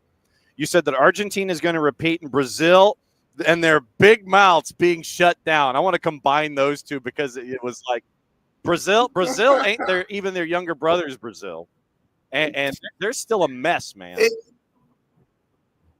It is an absolute mess. I mean, they're still talking in Brazil. I mean, all the big names, right?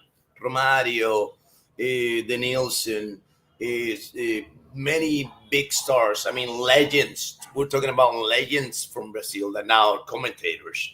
Okay, and there was a big issue. I don't know if you heard about this, but I'm going to tell you to your audience because Romario has a podcast, right? Romario has a podcast. And he always obviously invites big personalities, and he invited Rafinha right prior to the to this Clásico. And Romario, you know, he's always been like this, right? He's so crafty. He's like that, and he told Rafinha, "I'm gonna kick their asses tomorrow, or what?" Yes, we will. Rafinha said, "Right? Are you sure?" And Rafinha said, "No, yeah, we're gonna destroy them. We're gonna make them pay. We're gonna make them eat their grass at the Monumental in Buenos Aires."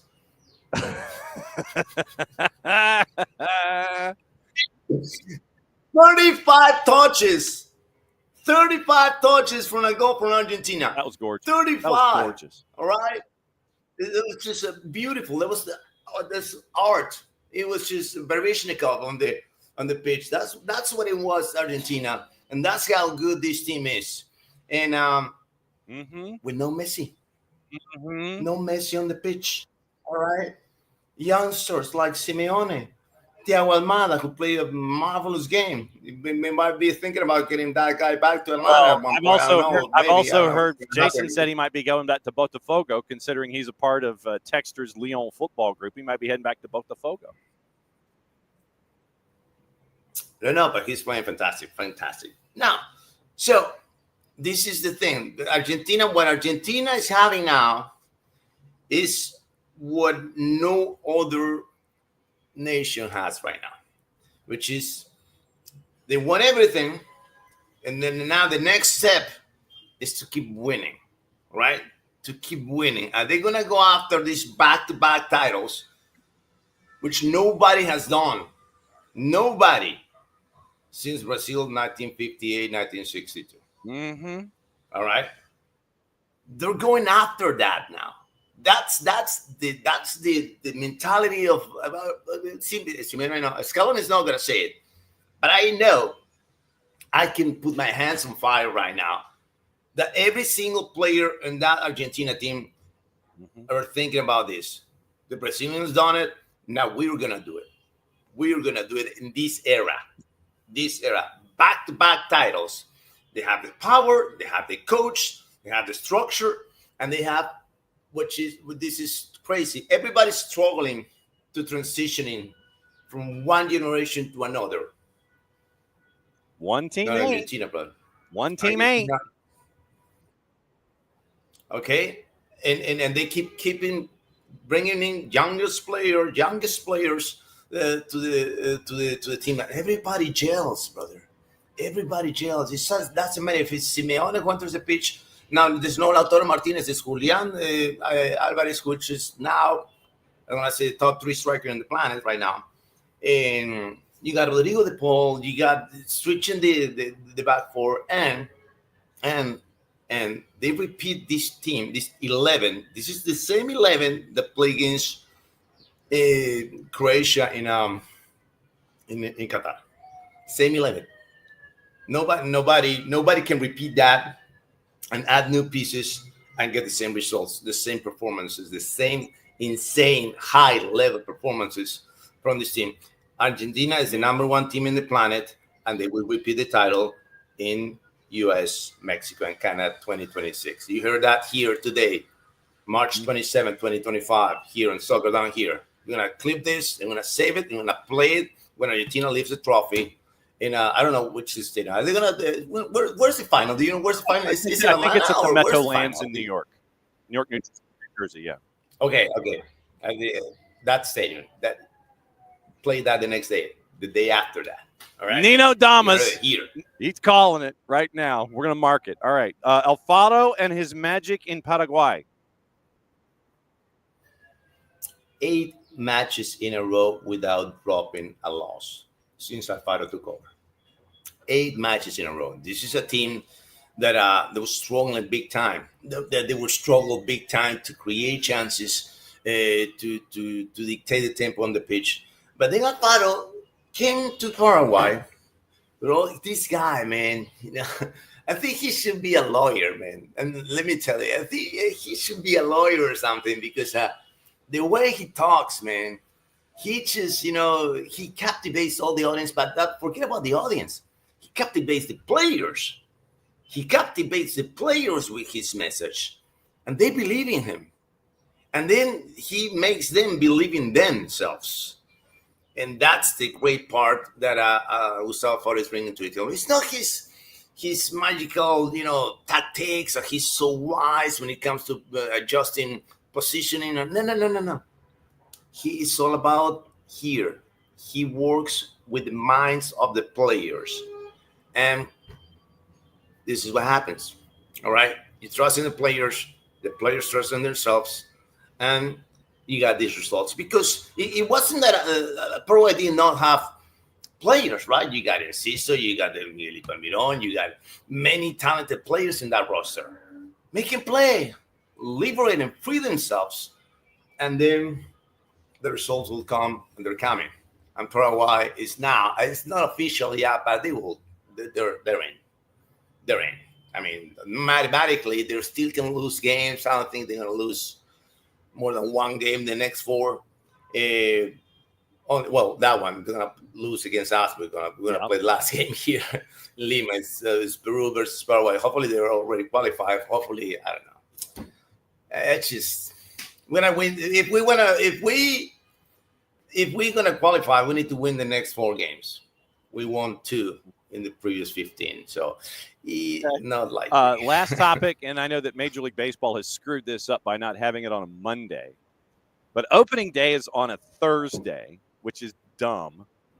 And you had an opening day story with you and the large number 5 alive, Albert Pujols, who was a part of my Angels for a very long time, got a fantastically large contract from our owner, Artie Moreno, and it was what it was. So, but your Albert Pujols story about 5 alive and Nino hit me for opening day.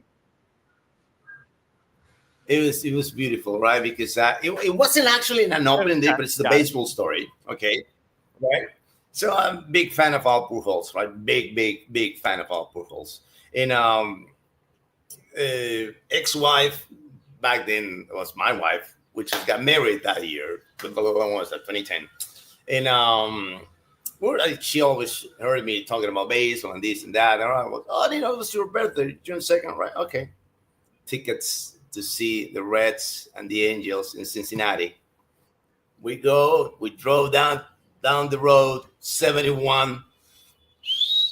Get there, got our seats. It was June, right? Just 550 degrees of weather. It was just ridiculous. I was melting now, man. I was melting. Not because my heart was melting too, because I get to watch Albert Pujols. His first at bat. Booyah, baby! Out of the town. Baseball, home run for Nino Torres on his birthday. Albert Pujols. My God, life was great. Life was great. It's just out of a movie, brother. On my birthday, my favorite player hitting a home run. It was just unreal. And I was the only one standing up, right? Because of it. I was in Cincinnati. Wow. I was in Cincinnati. I was standing up. Yes. Everybody was looking at me. It's my birthday. It's my birthday. And everybody's sitting there throwing their beer and their chili at you, going, "Sit down." Sit down, man. As an Angels fan, Yeah. I have long suffered because we have an owner that doesn't get it, and he throws more money at problems and never got pitching. It's like, yeah, I'll pay Albert Pujols $250 on 10. I'll pay Mike Trout. I'll have Shohei Ohtani, but then I won't trade anything for him, and then I'll lose him basically on a free to the Dodgers, which really makes me feel good.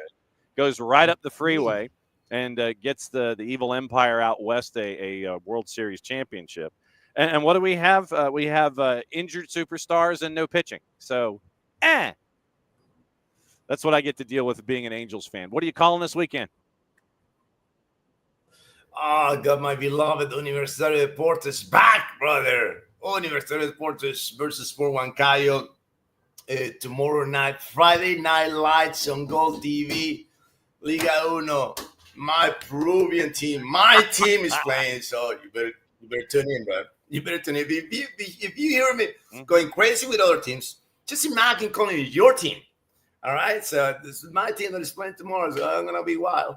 It's gonna go wild. Ninito's gonna go wild tomorrow night, brother. Then we got Benfica on Saturday. We got Porto on Sunday.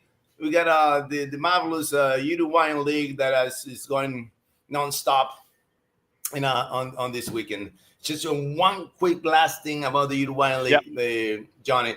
I remember I said this. It was 75% of the strikers. Remember that I said the other day, right? I checked. I was like, all right, I think it's more than that, right? I was thinking about it. I said, I think it's more than that. So I went over the last round, in round 7, team by team, right? Every single team. Give me a number of how many teams you think that they got a international player as a striker.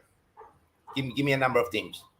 Out of the 16, there's 16 teams in the top flight division. Tell me how many are not Uruguayan strikers? 10. 1? Wow. Okay. 2. Okay. 2. Diego Erazo and Diego Oliveira for Plaza Colonia. 2 out of the 16 teams got a striker that is not Uruguayan. The rest, the other 14 teams, got strikers that are Uruguayans, and they're under 23 years old. And definitely going to need to keep an eye on that transfer market to make sure that you can find that untapped talent. As always, my friend, love you very much. Don't be a stranger. And we'll catch up with you soon. Have great calls. May the pipes be with you. And we'll catch up with you next week. All right, there goes Nino Torres. Hot tag, last half hour. And for this one, like I said, what show on a Thursday can go from here to London and Jacksonville, back to London, to Lima, and now to Seattle? Answer's this one, because we bring in our buddy Nico Moreno. And look at the lighting. Look at the key light. Look at that fill that's there. You're rocking and rolling, man. What's going on, John? FEH family. There is a glimmer of light, of hope here in the Pacific Northwest, and it's been a more positive week than we've had in quite some time. That, as you guys all know, there have been some gloomy days and some clouds above the Founder stratosphere, but here we are. It is cup number 2 of Joe. Okay.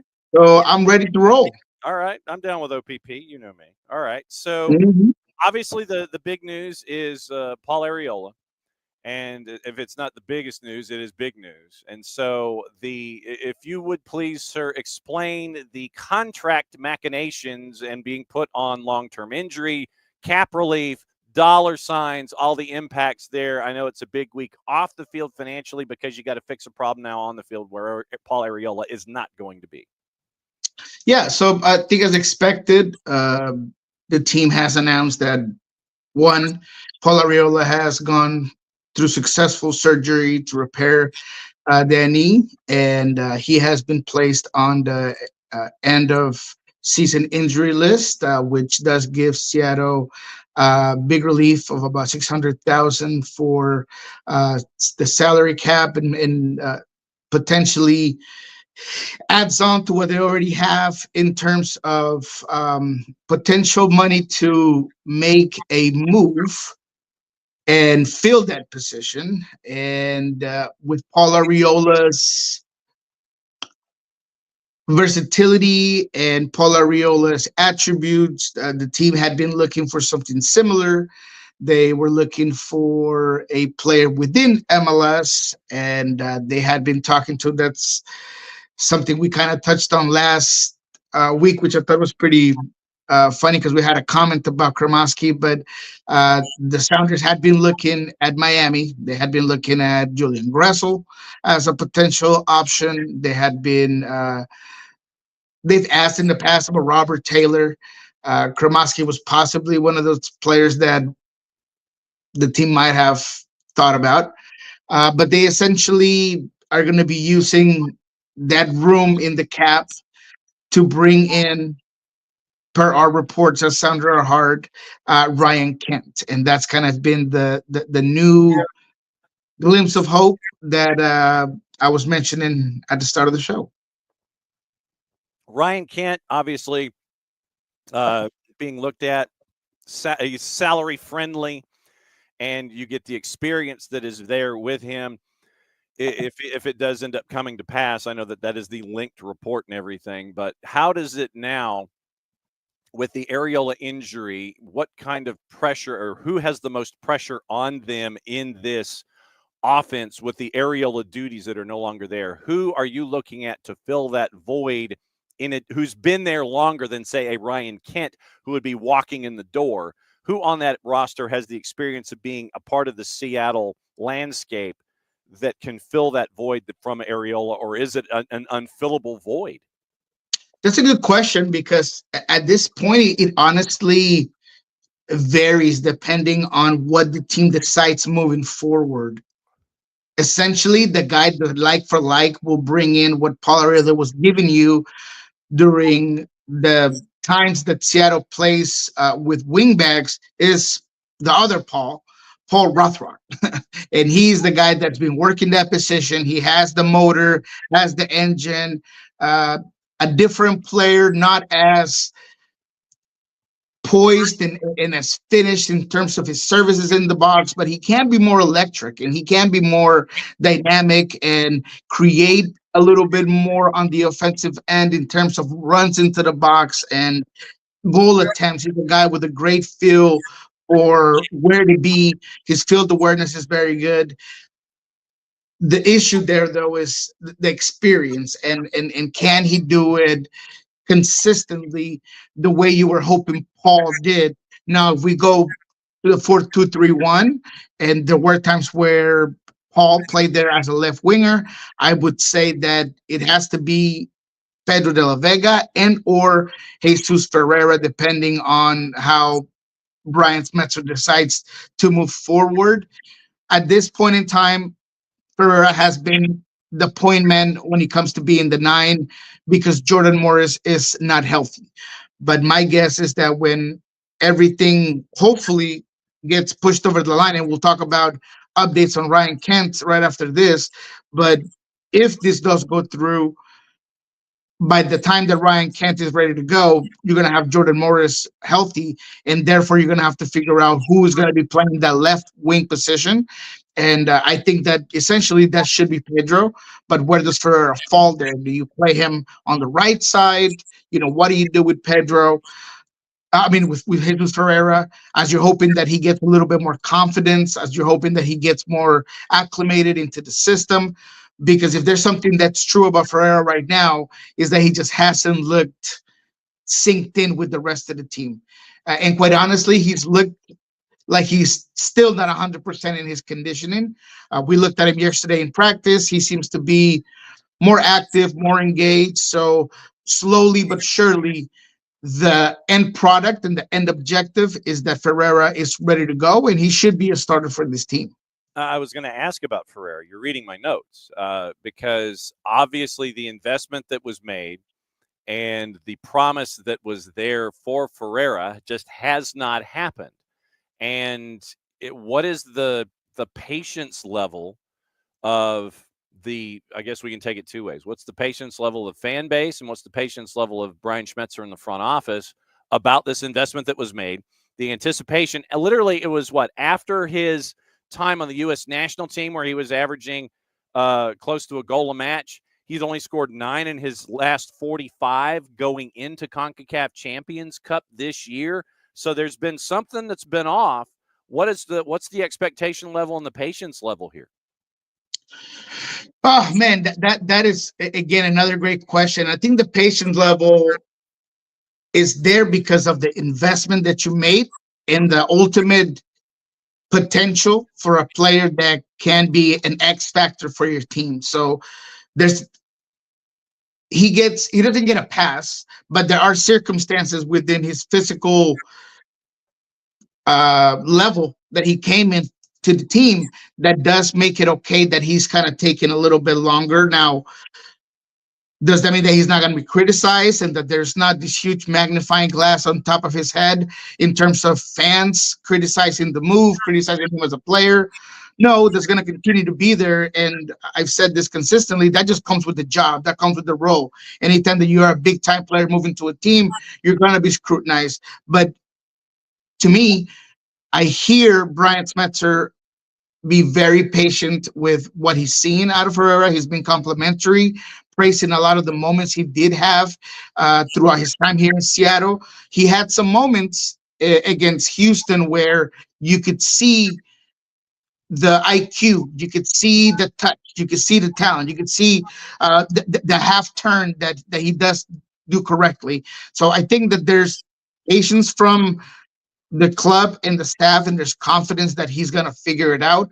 But from the outside, fans and the general people that are invested into this team outside of the organization, they have been very harsh and maybe less patient than the coaching staff is. And I would mean, especially with the run in CONCACAF and all of the expectations. You've got Club World Cup coming up later on in the spring. So with all of these high profile events, you want all of those investments to come in and click, and you want Jordan to be healthy. You want Ferreira to click. You want Ferreira to be that pick to click.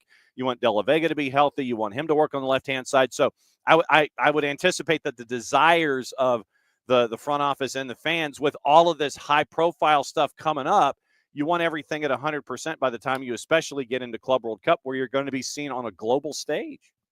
Yeah, and that's actually a good point. But I honestly, and this is my opinion, just reading the plank here, reading what I'm seeing in front of me, understanding the way the club moves, I don't know if Club World Cup is necessarily something that they know that they're going to be there to do a job, to compete at the best of their abilities.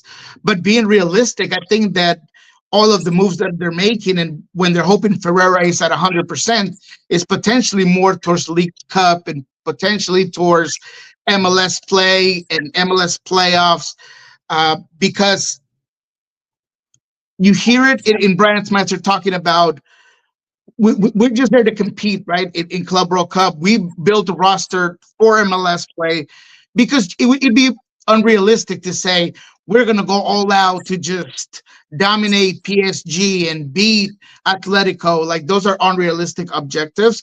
You want to be competitive. You want to play. You always want to win, but you don't want to focus the entirety of your season in something as almost unachievable as a Club World Cup. So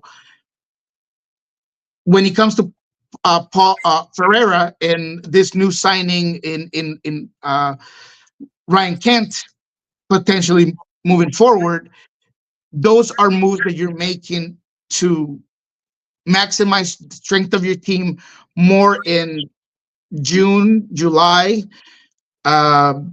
August, right? You're focused more on those other tournaments and playoffs, because this team needs a good run in the playoffs. They need, if they're shooting for something, is they're shooting for title in Leagues Cup, and once again being a protagonist in MLS playoffs. Okay, so now that we've talked about what could be, let's talk about the week that was out west. Hold on. I got to give an update on Ryan Kent though. So I don't know what the audience has heard so far about Ryan Kent and where that is, but obviously Sandra Hart and myself, we ended up breaking the story here on Monday. 28-year-old winger with lots of potential. I'm guessing that you guys have already talked about the story of Ryan Kent and how he's come about, right? Not really. Go for it. So just real quickly, he is a free agent. He's a well-regarded attacker. He was at one point worth up to 20 million when he made his move to Fenerbahce, where that's where things get interesting. But he's well known for his times at Ranger, where he was a stud, loved by the fans. He is a Liverpool product with what has been mentioned, a very creative, very high-paced, goal dangerous type of play. And his profile is very interesting, right? What's not interesting is that at his time in Fenerbahce, he fell off out of favor with the club.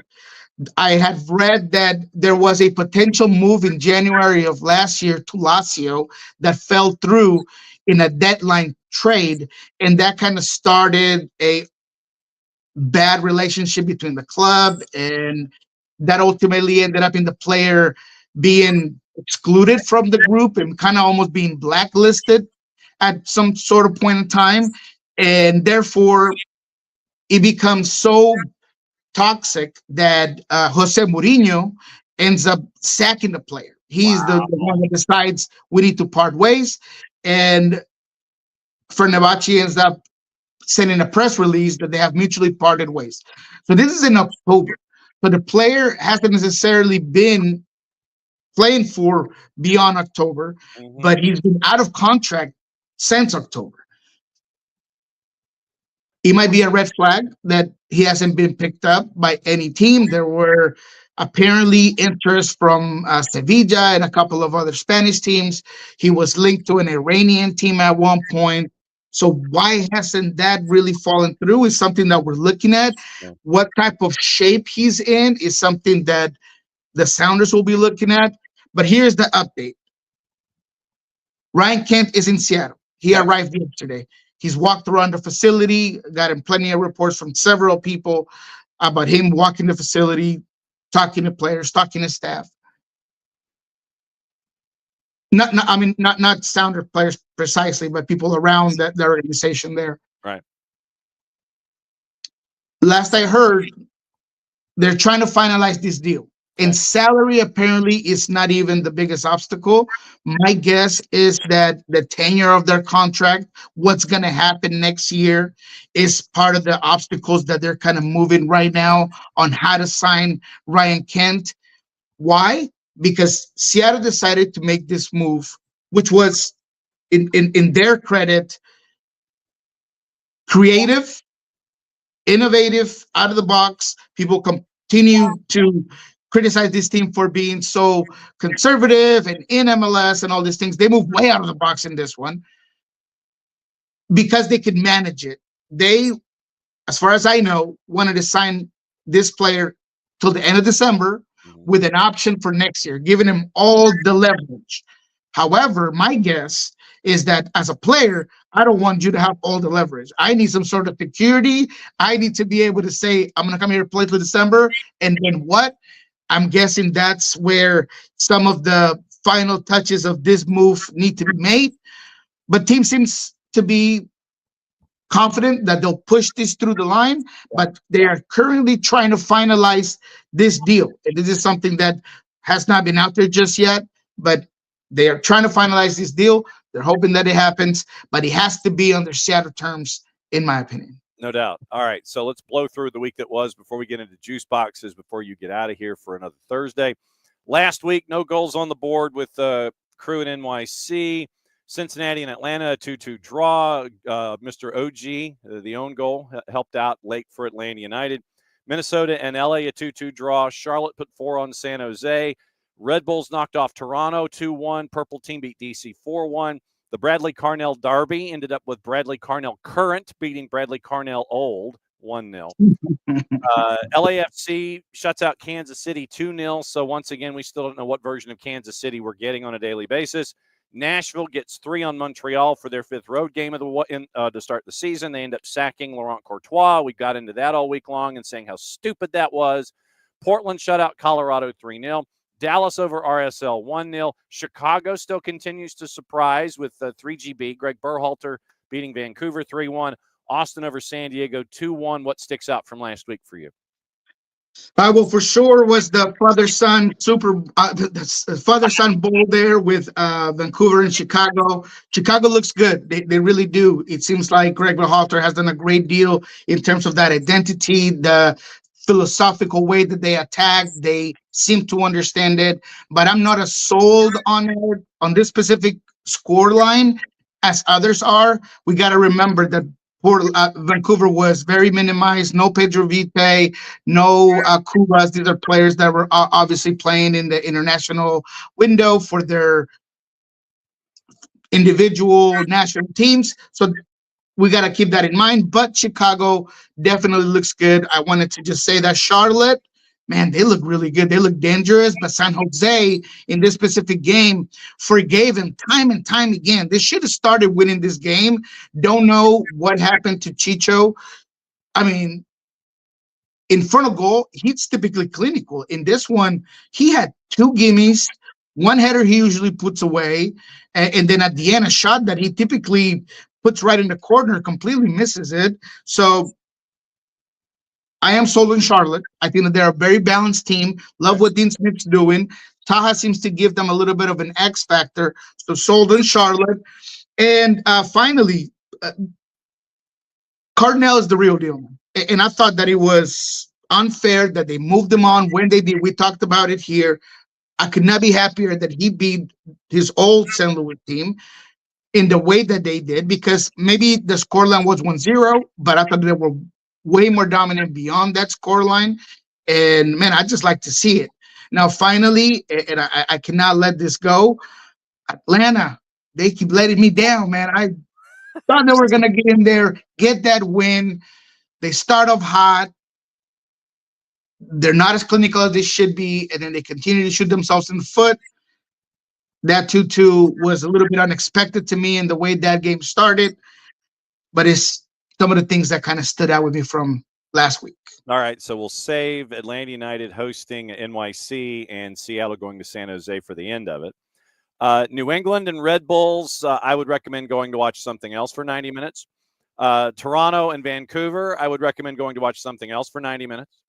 Then that gets your afternoon taken care of. I mean, go watch international soccer. Go back to watching, Premier League and stuff. If not, just go to the grocery store, get something done. But don't worry about this. Get ready for the night. That's what you need to do. Rapids hosting Charlotte. They're favored with the Prairie Dogs at a +131. Charlotte on the road is a +195. That one will be intriguing just on merit alone to see how Charlotte behaves on the road and at altitude. DC and Crew. DC is favored at home at a +148. That is wild, man. Look, Columbus has struggled, but that's a little disrespectful there, I think. And look, they have. I don't want to get beyond that. This team without Cucho has looked powerless, and they just don't have that X factor up top. And Russell Rowe can only do so much, and Diego Rossi can only do so much. You could see the struggle that he's putting the effort without being able to see the results, and you could see him struggling with that. But that's a little disrespectful, man. What's the draw on this one? +247. Oh yeah. Yeah, let me write this one down. Yeah, absolutely. Draw. Yeah, +247 in the composite with the DC and Crew. I like that. Messi and friends, big favorites on the minus side, hosting the Fighting Carnels from Philadelphia. Chicago gets CF Montreal the match after they get rid of their head coach. So Fire, by the way, a -175. CF Montreal's a +421, and they still have Columbus on the road after this one. I wouldn't think that at 600. God, Montreal is such a XL. Dallas hosting Sporting at a -125. Loons hosting RSL at a -139. Nashville hosting FC Cincinnati at a plus 131. Cincinnati on the road, a plus 194 at Nashville. LAG hosting the Purple Team. LAG is a plus 127. Favored at home in the bottom of the standings in the West. Purple Team comes from one coast to the other, and they're a plus 188. I need to know the scoreline in that one because, look, Orlando City has been great offensively, but I feel like Pedro Gallese has taken a step back in some sort of way. The defense is real shaky when it comes to that first line of defense, which is that holding midfield. Regardless of them having two real quality guys in Atuesta and Araujo, they just have not been great. Maybe there's a thing where they need to be more involved together and have a little bit more chemistry. But what's the goals on that one? Because I think this is going to be a high-scoring game. Plus 3.5 is a plus 144. 144. At plus 3.5. 4.5 is a plus 332 if you want to get really adventurous, but it flips at 3.25. So 3.5 is a plus 144 in that one. Wow, I'm gonna write that 4.5 just in case. But look, this is a good game in terms of if you want a show of goals. I think both teams are offensively sound. They've had their issues defensively this season. I like the LA Galaxy starting to respond a little bit more. Still not the Galaxy of old. That's all right. It seems like Greg Vanny has slowly but surely started to figure out what he needs to do. I love what Christian Ramirez did last week. That little flick was just beautiful. I mean, that thing is just textbook delicious, right? So Christian Ramirez getting a little bit of confidence gives me confidence in that LA Galaxy team. As long as it's not Miguel Berry being your point man, I'm a happy camper. So LA Galaxy, Orlando, this is a good one. I'm going to go ahead and say that Orlando City wins this game. Okay. And I'll take the goals at 3.5. Plus 188 for the Purple Team to win. So hang on to that one. I don't know. I don't think we've come up with a matchup for this one. Cali Classico applies when LAG goes and plays San Jose. We need one for San Diego and LAFC. And San Diego is favored, by the way, at Snapdragon at a plus 139 against LAFC in that one, which I also find intriguing. That's just me. Say it again. San Diego favored at home against LAFC plus 139. LAFC is a plus 181 to win. Your draw is a plus 245. Yeah, man. I might just do that draw. Look, San Diego's been good, and they were good again against Austin. They have issues though, and Austin exploited those. Their defense is a little bit slow, and they tend to be risky in the way of play. They do get very high. I thought Brandon Vasquez should have scored at least 2 goals in this one, and he didn't. If you can be direct, and LAFC can do that, they have the tools to do this. So La Perla Martinez, man, he's been unreal. That goal he had just last week was the best goal of the week, in my opinion. I think LAFC can exploit what San Diego doesn't do well. And I think they had 4 starters out this past weekend. I can see this LAFC team having their way with San Diego. I do like the draw though in this one. Man, now I'm doubting myself. What's the turnover on the goals in this one? Well, the draw is a plus 243. Just to let you know, San Diego and LAFC, and we definitely do appreciate the San Diego going up against LAFC. I started Dryer in fantasy; that didn't go well. Okay, early returns. 3.5 is a plus 209. Oh yeah. Plus oh yeah. Plus 209, and 3 is a $1.50. Plus a 3 even is a plus 150. 3.5 is a plus 209. So that's what you have on that one. No. Let me get the 3.5, and I'll go with the draw. 3.5, and give me the draw. Okay, so 3.5 in the draw is another plus 245. So you're busy there. Mhm. Then all caps hosting Austin, favored at home on Sunday. Sunday night, Portland hosting Houston, favored as well to plus 114. We've saved the other two. Seattle on the road at San Jose, favored at a plus 148, taking on San Jose, who's a plus 168. What say you? Oh man, that's a difficult one. I'm out of that. By the way, I'm all out on that one. This is the thing with San Jose. They struggle with transition defensively. We've seen that. We've known that. But they're offensively good enough where they can kind of pin back Seattle. Seattle has struggles of their own. They got to figure out a couple of things. Obed Vargas is back. New who's back. In what type of shape and form is New coming back? Don't know if he'd get a start right off the bat. He hasn't been at the training facilities since yesterday. We'll see if he'll be there today. Obed has doing some light work. My guess is that Obed will definitely be part of this team. Playing a little bit higher in this one, I would expect. But San Jose is always a kind of a rock in the shoe for the Seattle Sounders, and there's no doubt about that. So in this one, what's the draw as well? Man, I'm just full of draws today. Plus 241. Yeah, I think that's a safe bet. Why? Because Seattle defensively has been very sound. Seattle will try to overpossess this San Jose team. They have the better midfield. They can certainly control pace, control tempo. Can they do enough to beat this team right off the bat? I don't think so. Not at this particular moment. So I'll go with the draw in that one. Then the last one on the board, Atlanta United hosting NYC, Saturday night, 7:40 kick Eastern time. Atlanta United minus 105 against NYC, draws a plus 260. NYC is a plus 268. Yeah, I'm not touching this game either, but Atlanta should win this game. And I would be very disappointed if that's not the case. Miguel Almiron should be coming back. He had very good shift with against Colombia just this weekend. I think he played 90.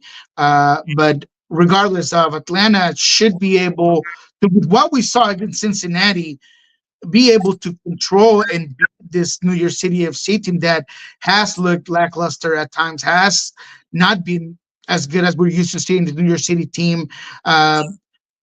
If there's a certainty that we can have into this game, is the Lat should have a big game, should have another big game. He's been so good, so close, but it seems to be just, I don't know if it's on luck because there's been some offsides, there's been some situations, but man, this should be a game where Lot is at least getting Jewel Brace in this one.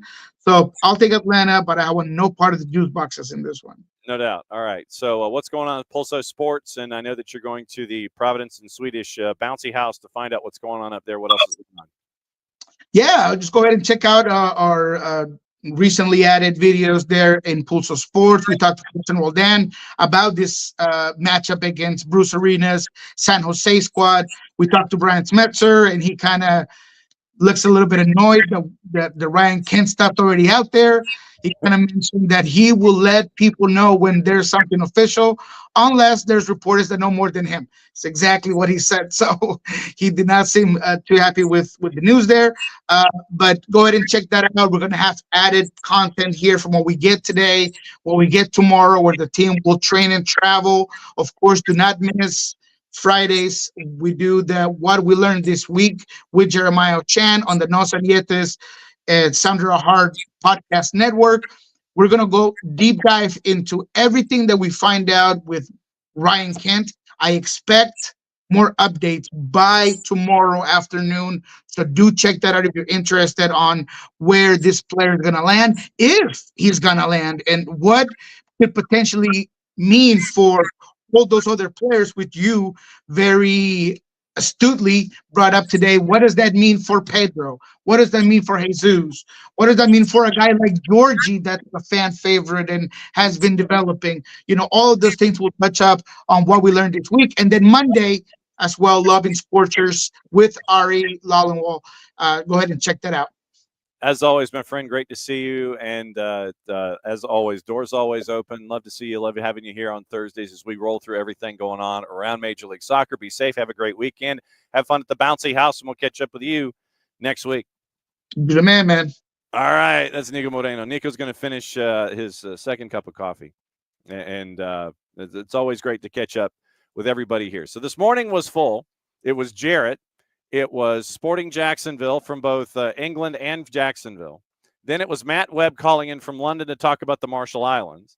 Then it was our buddy Nico Moreno, and then it was our buddy Nino Torres from Lima, Peru. Maddie comes and crashes. Nino says hi. Maddie says hi. Maddie went to practice. Nico Moreno comes in to talk Major League Soccer, and that's a show.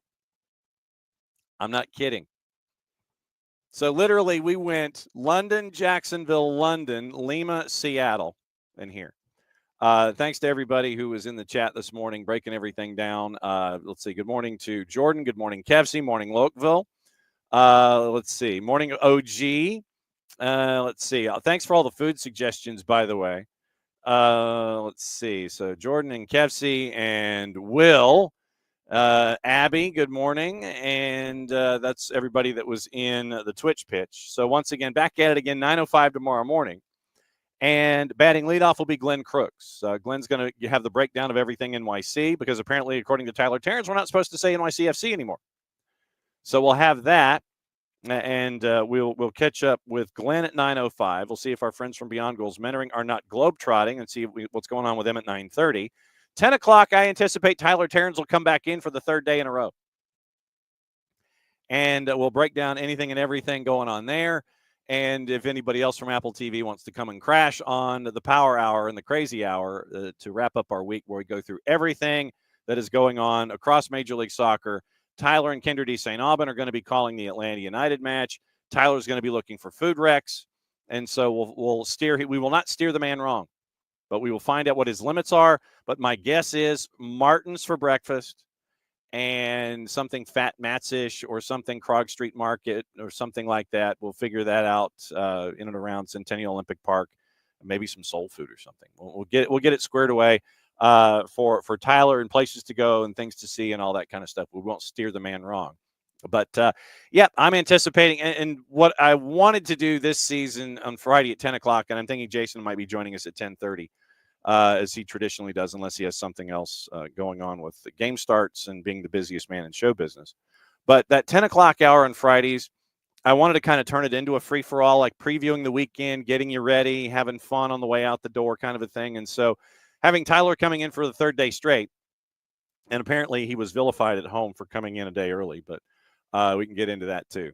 But so that's what the idea is with that hour on Friday, the 10 to 11 hour, where we just basically turn it into a chaotic preview of the weekend, and whatever is on everybody's mind is just out there in the ether for the day. All right, so gossip, rumor, and innuendo, what to watch, where to watch it, how to watch it. And apparently Southampton wants 100 million pounds for one of their players. I don't quite see that happening, but okay. They're going to demand more than 100 million for English winger Tyler Dibbling, who's wanted by Spurs and City. Newcastle want to bring in Jarrell Kwanzaa from Liverpool to St. James Park this summer, hoping a 30 million pound offer will tempt Liverpool to sell. Arsenal have identified Frankfurt's Hugo Ekitike as an alternative to Newcastle's Alexander Isak, who's valued at 150 million by the Magpies. That's from the three-letter paper. Newcastle will pause contract talks after Isak turned down their initial offer. Bournemouth is going to this week discuss the futures of Milos Kerkez and Antoine Semenyo amid interest from Liverpool. United's Jadon Sancho, currently on loan at Chelsea, keen to return to the Bundesliga. Rejoining Borussia Dortmund is his dream, according to Bild, but Bayer Leverkusen is also interested. Chelsea, who have an obligation to buy Sancho for Manchester United, considering whether to sign him permanently before immediately selling him. So it could be an interesting flip. Chelsea and Real Madrid want to sign Dean Houston from Bournemouth this summer. Trent Alexander-Arnold's contract expires June 30. Liverpool could still get a fee if Real Madrid want him for the FIFA Club World Cup, which begins on 14 June. Four-letter paper, and that's because apparently the Premier League has approved the extra special transfer window from the 1st to the 10th. So apparently that window, you can't have an entire window for like a full 60-day period or something like that. So they may have this extra special extraordinary trading window or transfer window, and they might be able to do something there in that window before the Club World Cup, which begins on June 14th. Sunderland midfielder Chris Rigg, who's an England U19, closely monitored by Everton, Spurs, and West Ham. Liverpool, Manchester United, Newcastle, Napoli, interested in Gink's 17-year-old Greek midfielder Konstantinos Karetsis. That's from Tutto Mercato. What to watch, where to watch it, how to watch it. And we got things, so we'll find out what the things are for folks who want to watch stuff today. On the Plus, it's light. Barcelona Osasuna is at 4 on the Plus. Paramount Plus has Leyton Orient and Stevenage at 4. DAZN USA Women's Champions League. Barcelona Wolfsburg at 1:45. Chelsea Manchester City at 4. So that's what to watch, where to watch it, how to watch it. Once again, 5 o'clock, 7 o'clock.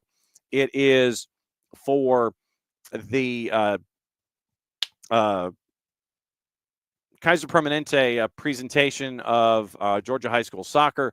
I'll be in Perry. Warner Robins in Perry. Girls at 5, boys at 7.